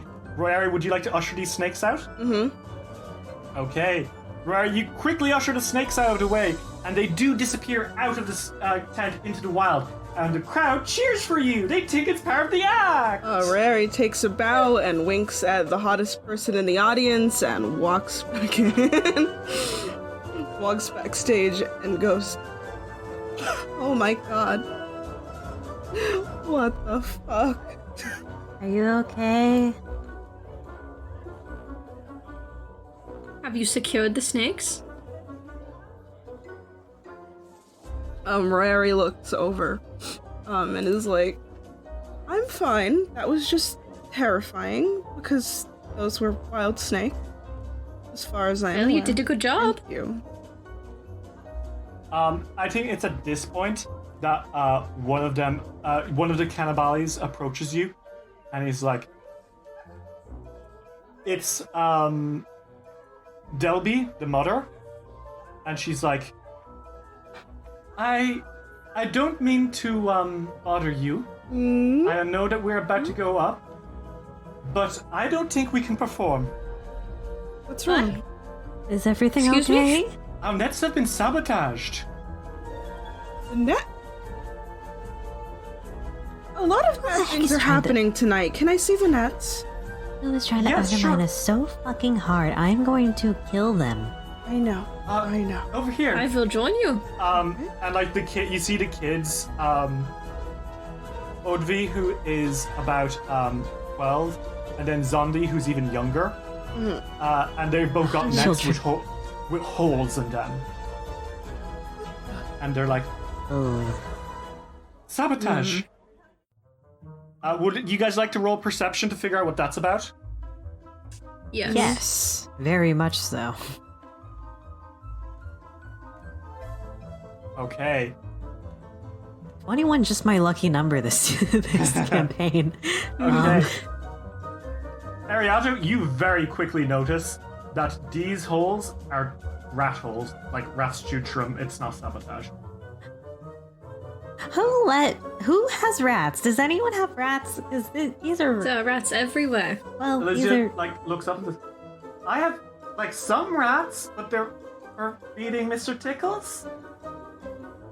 Did any of them get out? Because No, there's- they're dead. Oh, right. Yes. Okay, Close. well, there are extra rats, and they chewed through the hole. You can see that they're like you see Audrey kind of like wipe her brow and say, oh, thank God, I was kind of worried for a second there. I think Is that there any way we can repair them? Am I good at sewing? I have like looks at them and says, not in time, no. We're due. We're supposed to go out on the stage right now. We don't have time. We have to basically perform without them, and I don't know if we can do that. Not after dusk lights, not after all the accidents. It's okay. It's okay. Relax. We can work with this. Oh boy. Oh God. What can we do? You can either make a diplomacy check to convince them to try anyway, or you can try get one of the other actors who can perform. Yeah. The thing is, I don't want to put them through no net performances if they went through that with Dustlight. This is supposed to be Everything. a place where, yeah, this is not. I wouldn't want to put them through the exact thing that they left the circus to avoid. So Rari's like, let's see if we can either find more nets or if we can find somebody else that can perform. Okay, give me one moment. And Rari starts panicking. I'm kidding. They're looking for other people who could perform. The dwarven shooters? The dwarven throwers. Yeah, were those? Volia, would you like to go They're- persuade the dwarven throwers to go do their thing? Yes. And if they don't do it, we have another backup. The Flamboni sisters. Okay, Volio. Yes. You yarts over to them. What do you do? I slink my way over and I'm like, how are you guys feeling right now? The dwarves. Answer quickly. The dwarves and all like exchange a look and then kind of make a so gesture. Well, if I honk my horn for you, will you go and perform and feel better? Because we have a very much emergency on our hands. They kind of like blink at you, and they kind of look over. And I need you to make a diplomacy check. Okay. 14. A 14, they kind of look at each other and they wince before one of them like stands up and hits his chest, and the other three also stand up and hit their chests, and they give you all thumbs up. Ah, thank you so much. I knew I could count on you. They give you a thumbs up again, and they start waddling towards the front. You can hear the clowns are about to finish, and you, yeah, okay, we're about to go into the grand finale, and you hear the professor, and it says, "Now, ladies and gentlemen, and everything in between, I'd like to bring us the final." And like he looks in and he sees the dwarven throwers standing there instead of the cannibals. The final three performances of the night.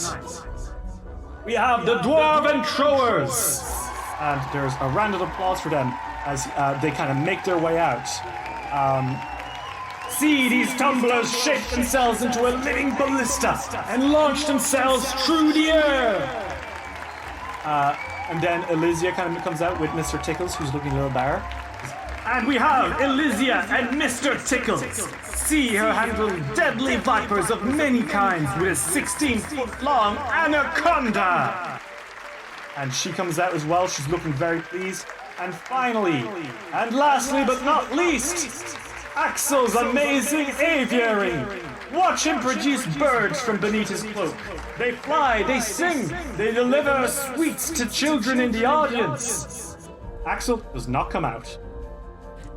Folio's looking for him. Axel is standing there in front of the curtain, and he is just frozen still. Axel, What's wrong, Axel? remember, breathing exercises. Breathe in and out.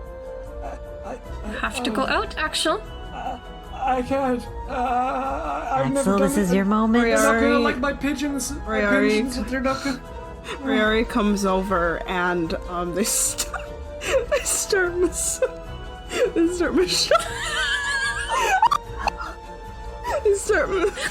I got like a quarter of that. They start massaging his shoulders, and they're like, "You're going to be just fine." He kind of looks at you and like glances you up and down, and you are a very pretty person, and he has probably never felt another human person touch him. Oh, that is sad. Depressing. Oh, that hurts. Make me a diplomacy check, Royari. Of course. Oh my god. That's a 16. You're really sure they're not gonna laugh at me? Oh, I am 100% sure. You're not just saying that? I am not just saying that. I love your You're bird. really good at this. You do? I love your bird. I love them. Your birds are very nice. I could show you the birds, later if you wanted as well. Of course. You know, first you need to get out there and perform. Would you like a little boost of confidence if you need? Sure. She casts guidance on him. Oh, that's sweet. That's really sweet. Oh. So the way this works is for a second there's like a demonic screaming behind his eyes, and his like they glaze over, and he just hears like these like rumbling laughter sounds from the abyss, and then like he blinks it. Wow, that actually did make me feel more confident. Cool. I don't. Now get out there. Okay, I'll do my best. And they do go out there. So to start off, we're gonna start with the dwarven throwers. These guys. So basically, the way this works is these guys need to get 6 anticipation by the end of this act, or you fail the event. Mm-hmm. So let's hope that these 3 can all get a total of 6 anticipation between them. The dwarven throwers go Fucking first, and they start stacking up on top of each other. Then the first one is launched into the air, and that's gonna be a 27. That is a crit, baby. Holy shit. Oh my god. I salute these dwarf men. Fucking yards through the air like a fucking cannonball of beard and love. Honestly. Brotherly love. Oh my god. I will say actually that because you got a successful big number, you got an additional amount of excitement equal to the trick level.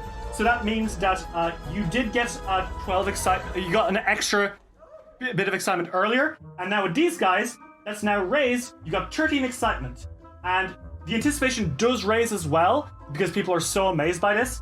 But they're going to send in the second dwarf now, and that's going to be a 13 plus 5. That's another success. 14 excitement, and they're going to go for the last one. A flat 15. There we go. We're at a 15. The dwarven throwers perform surprisingly fantastically as they launch through the air back and forth, stumbling as like they each like. It's kind of like they're. You ever watch the live-action Michael Bay Transformers, where it's like... Unfortunately.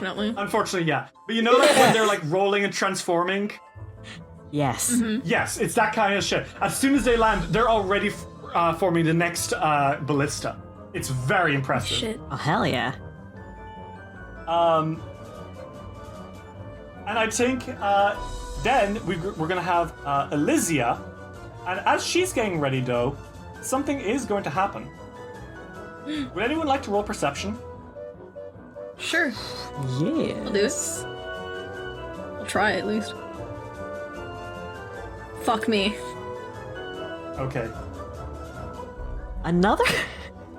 You've been getting so many 21s, KK. I don't know what it is. This number is haunting me. I mean, it's Okay. good, but wow. How many 21s am I gonna get?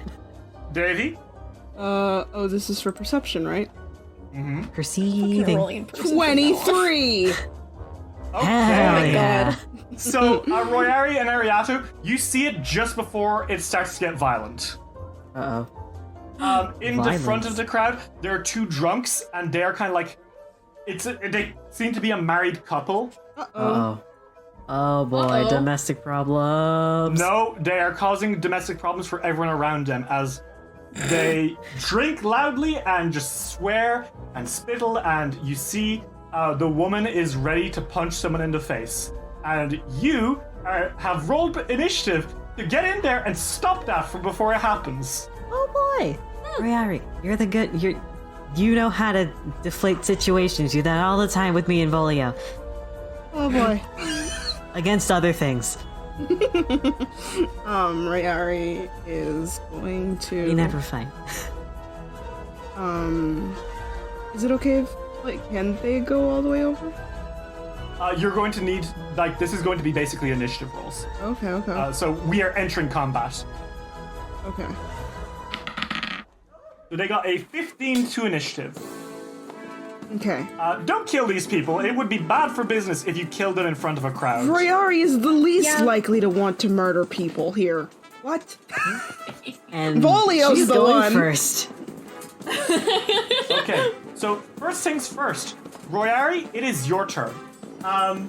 You can see Elysia is in the middle of her performance, but these guys are going to start causing trouble. What do you do? Rayari wants to physically go over there and stop them from fighting. I will tell you that if you gain some panache, your move speed will be boosted to 30. Oh boy. We'll do that. To do that, you would need to, because you are a wit swashbuckler, an easy way to gain panache is to be witty and catch someone in a wordplay duel in the middle of an actual duel. So what you could do is use the Bon Mo skill. Bon Mo lets you roll diplomacy against someone, and if you pass a high enough BC, you will gain panache from it. As well as that, you will also catch them off guard because they're like, wait, huh? What? Huh? Meaning that they will have to either have a penalty to will saves and their perception checks, or waste an action on their turn shouting something back to you. Okay. Oh jeez. Like against them? Yes. Rayari sort of looks over at the couple. And you know, the show would be more interesting if you put the drink down, dears. Okay, make me a diplomacy check. I rolled a 20. Okay. A 20 against these guys is a pass. Yeah, okay. Royari, you gain a point of panache. And these guys, are you going for the guy or the girl with this? The girl, because she looks like she's gonna punch somebody. Yeah, okay. So, Royari, you have kind of caught her off guard, and you now have panache. Your move speed is increased, and you'll do extra damage on attacks, and you can expend all your panache in a finishing blow called a finisher. I don't plan on killing anybody, though. No. No, but you can certainly whip them into obedience. Oh my god! Okay, alright. God. Phrasing. Okay. Oh, come on. Boo! You guys are perverts. Okay, Royari, you have 2 actions left. What do you do? Rayari is going to actually move over there. Okay, you have 30-foot move speed now instead of 25. Rayari is going to run over to the couple. But I don't like it's it looks fancy. He does like a flip. He does a flip because he doesn't want people to think that there's not a show happening. So Rayari does everything to make it look like this is part of it. Royari, you run extremely fast. You duck low and like do a tumble swinging past the dwarven trolls and jumping over one of them as you make your way over with so much style it hurts. You are traverse this huge arena extremely quickly and are standing inches from them, practically glowing in panache. This isn't a physical effect, it's just you look that good. Rari's just hot. Do you have anything to say to them as you stand in front of them? We're going to have to ask you to stop drinking or leave. Okay. Ariato, it is your turn. You see Royari fucking prance over there like a majestic stag. What do you do? Stare in awe, and then I wonder if I can do that. She is going to. Oh man, she doesn't want to aim her slingshot at the beers. That's kind of rude. It would definitely get a laugh out of the crowd. That's true. Yeah, she's going to move twice, so 2 actions to move over this way. Okay. And then, she has her slingshot in her hand and says, "You know, it's a little rude when people are trying to watch and you guys are really loud." And she aims her slingshot and takes the beer cup out of the man's hand. Okay. So make me an attack roll. 19. A 19 is a hit against this dude. Yeah, nice one. I'm hitting the beer. The beer explodes in his hand, and he is suddenly drenched, and he's like, "Ugh! What were you doing? It was my drink!" I think you've had enough, actually. Okay, well, it's his turn, and he's going to run up to you, Ariato, and he's going to try deck you for that. Oh, you can certainly try, bitch. Try me, bitch. Try me. Hit me. So he enters he runs up to you with one action, and enters a drunken rage with his other action. So he's going to try deck you in the face. That is a 12 plus 8. That is a 20. Jesus Christ, man. Is that a hit? Yeah, it was an 18? 20? 20. It was a 20? Yeah, that hits. Okay. And that is 6 damage, Ariato, as he decks you in the face. Ow. And that is his turn. The woman is going to spend one action. She's going to be like, it's a free country. I can do what I want. Here we go with this. So she spends one action drunkenly refuting you, Royari. It's not Yeah, very and I'm impressive. sure you don't want to wear a mask during a pandemic either. Okay, Karen at the circus. Yeah, Karen at the circus. She rushes over to you, and she's actually going to hit you with her beer, Royari. Oh my goodness. That is an 8 plus 6, that's a 14. No. Ooh, dodging it! I think Rary catches it in his hand. Oh, and do you say anything? He like grabs it in his hand and is like, I don't think so. Ooh, okay. I'm not thirsty. Volio, it is your turn. You kind of like watch this as it's all going down, and you hear, you feel Oddbody crawl up your shoulder, and in your ear he goes. Yes. What do you do, Volio? So, Volio is he's unfortunately behind stage, kind of far, so it takes him almost all of his actions to run up to the curtains, and he kind of pokes his head out, and since he can't get that close, he says something instead, and what he says is, "Hey, presto!" And from that, he kind of like waves his arms around, and like this little sign made out of magic appears above his head, and it says, "Hey, don't be a fucking dick." Okay, that is a you're casting prestidigitation to do that, right? Yes. Magic Barbarian. I will let you make an intimidation check with that. Okay. Demoralize. 18 plus 5. Oh, That's, shit. 23. 23? Yeah.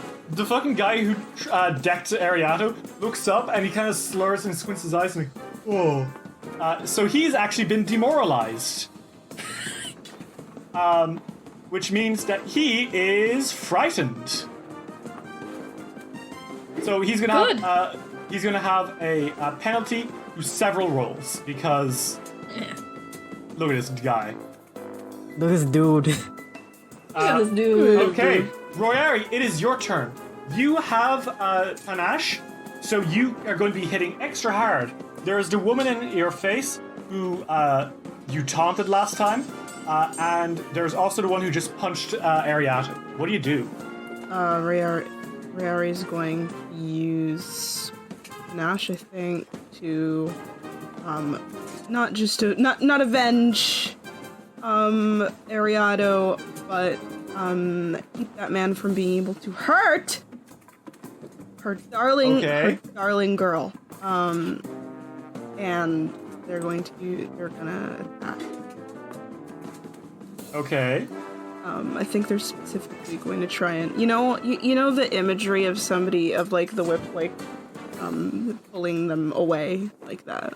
Okay, sure. Make me your attack roll. 25. Crit. Yeah, that's a crit. In Pathfinder 2nd Edition, I should have said earlier, if you get 10 above someone's AC, that is a critical hit. Meanwhile, getting 10 below is a critical fail. And also, we have critical cards now. So random effects happen when you do something.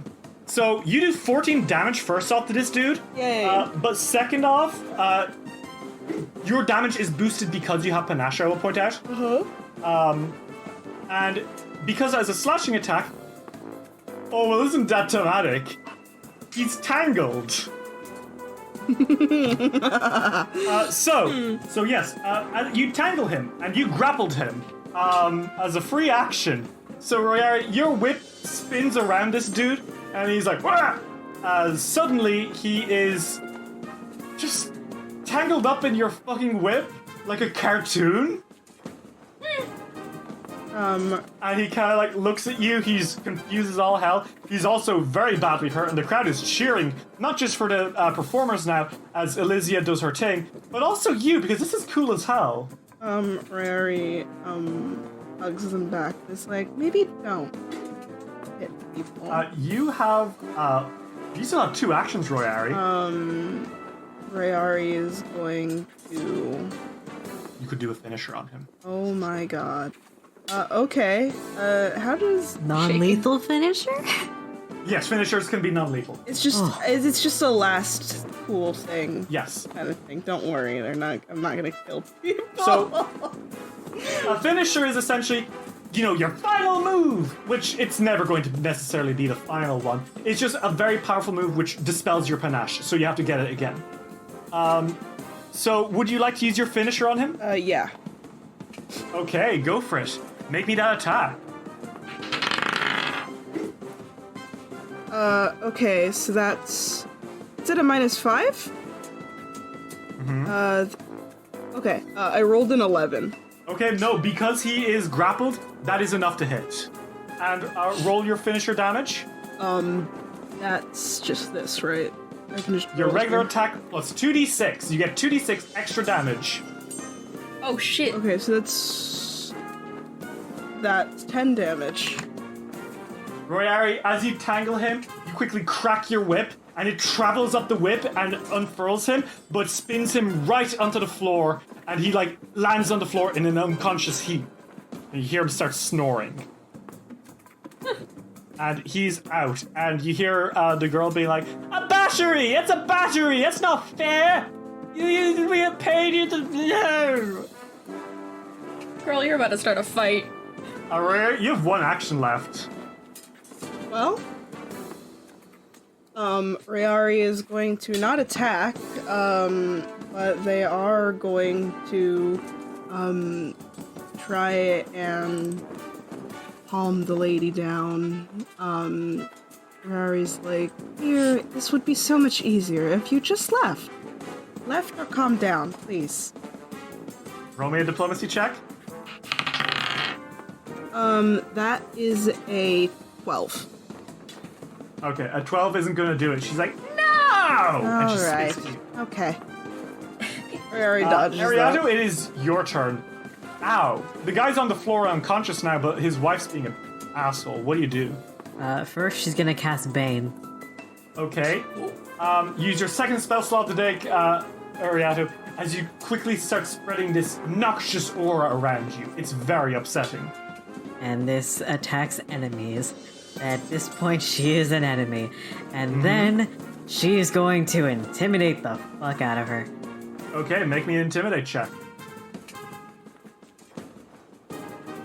Right, using roll 20. And... that is a 22.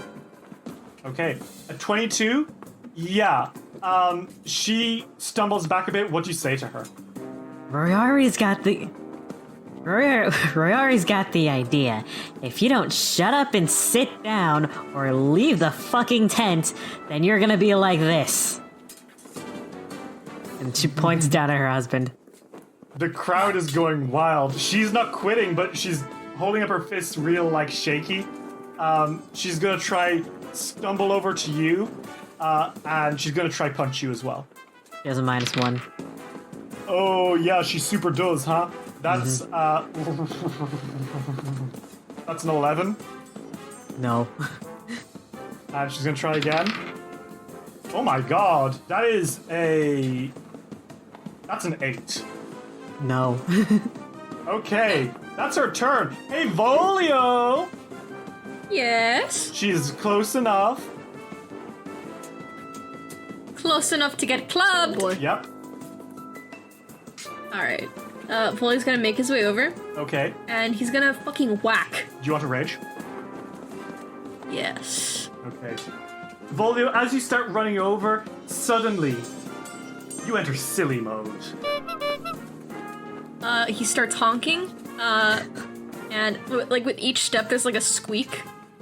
You know that picture of the Cat in the Hat with a bat? Yeah. Uh-huh. That's Volio. Oh my god. What you see on Volio's face is not anger. It is not fury. It is not rage. It is unfiltered, total joy. And that's my God. so much more terrifying. Oh my Volio? god. Make an attack roll. Alright. That is a 16 plus 4, a 20. Okay. Yeah, that's gonna be a hit. Vol, you smash into her as doves fly over your head from Axel. Your damage will be 2 higher. You've also got 1 temporary hit point, and your AC is 1 lower. As you smash into him with your juggling club. So how much damage do you do? 7. Okay, 7 damage as you clunk her in the face. And as she does, it makes like a cartoon sound effect. It's like, oh, what the, huh? Sit down! Okay, Royari, it is your turn. As they say, nut up or shut up. Royari, it is your turn. You hear the crowd cheering for both you and the performers. Axel is twirling around with these doves above him. Multiple smaller snakes, which Elysia trains, are kind of swirling in circles around her feet. And of course, the dwarven throwers are cannonballing back and forth. You have 3 actions. You aren't in Panache, but you can enter Panache if you'd like. By rolling diplomacy. Alright. Royari is going to, yet again, try and talk her out of it. Okay. Royari is going to, Royari's like, you know, we could all just be friends if you relaxed. I promise I won't. I promise that I won't do what I did to him if you stop. But only if you stop. Yeah, act! Fine. Okay, roll me a diplomacy check. Okay. That is a 21. That'll do it! She's clearly pissed off by your words. Alright. And then Royari is going to... Oh wait, I need to move. Royari moves just a little bit closer. And is going to use their finisher. Because this lady's fucking wilding out. Okay, make me that attack roll. I rolled a 26. So, Sexy. give me a C! C. Give me an R! R. Give me an I! I. Give me a T! T. What's that spell? Crit. Crit! Royari, roll me an extra 2d6. Alright. This will be stacked on top of the double damage, which is 18. It's 5. Royari, how do you do this? I think Royari gets frustrated with this lady who he has genuinely been trying to talk down from doing this. Because Royari doesn't want to do this. It's embarrassing. It's embarrassing to have this happen in the middle of a performance, to be singled out by the performers. Unfortunately, they're left with no choice, and they do what they just did to the guy, to the lady, like she promised, and they sort of like wrap her like with a whip and like just knock her out like that. You fucking slam her into the floor by catching her by the ankles, and as she goes, the crowd applauds you. And you guys feel compelled to take a bow. Rory does. Rory takes bows when it's inappropriate to do so sometimes, so. Thank God. Volio, Ariato, how do you guys react to this? Are you gonna bow as well? Yeah. Yes, but in a very silly way. Not Rory. Volio falls. Yeah, Volio falls on his face as he vows. Okay. Ariato, your Bane spell flickers out. You're able to actually stop them from hurting any of you pretty well with that, so nice work. That's why I took the Yay! spell. Haha! Okay. So, meanwhile, in the background, we see Axel and Elysia performing their hearts out. Elysia, with her snake, she is able to kind of like spook the crowd with it. And an 8 plus 17, when 8 plus 7, that is actually enough to get you one more excitement, which is good. You're getting very close to your total anticipation, which is 18. If you get exactly 18 excitement, which is very difficult to do, you will get a critical success. She's gonna try again. Oh my god.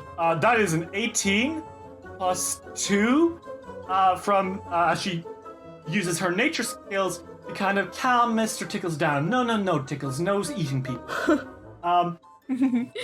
So that is a 20, which is a pass. It's at 17 now. And I think she pauses before doing anything else, and she instead just opts to take a bow. She's going to try to let Axel get that final bit of excitement and succeed in the performance. If he fucks up, I'm killing him. Axel just needs to get one excitement, one success out of his 3 rolls. I'm shaking physically. He does have guidance. And you know what, KK? Oh my god. Hey, that guidance, KK? Uh-huh. Those birds swirl over his head, and he guides them with his hand. And it's almost like he's a new man. Oh my god. Ooh. And it's beautiful. He realizes that the crowd is just perfect, and with that, he just starts taking bows a little prematurely, but it's fine, because you know what? Between your fighting, between everything, you guys got the perfect show. Fuck Oh. yes. Wrong one. The snake's back. It's Mr. Tickles, he's happy. It's Mr. Tickles is very happy. Man, we should kill our ringmaster more often. The crowd goes absolutely nuts for you all as the performers all kind of come out now one by one, taking a bow alongside you. And you've done it. You've successfully had a critical show. just to give you some insight, what that means is that the amount of money that the circus has earned, as well as the amount of money that you guys have earned, is equal to your level, 1. which is 1, plus your final anticipation, which is 18, that's 19, times 2. Oh my god. 38. You've just earned your circus 38 gold, which is really damn good, considering the average is 15 gold at level 1. Oh my god! Oh my god. Critical We just success! fucked so Oh hard. my god! By the way, this is really fun. That is this is an extremely fun mechanic that they made for Yeah. this. I enjoyed myself a lot just with this. Same. Thank you, Paizo. And so everyone takes a bow, and certainly you have put on an amazing first show for the Circus of Wayward Wonders. But you have to ask, what happened to Myron? What's up with those snakes in the stands? Who could have done this? Who drew through the nets? I have lots of Who shoots through the questions. net? Who let the rats out? And while you... Who let the rat...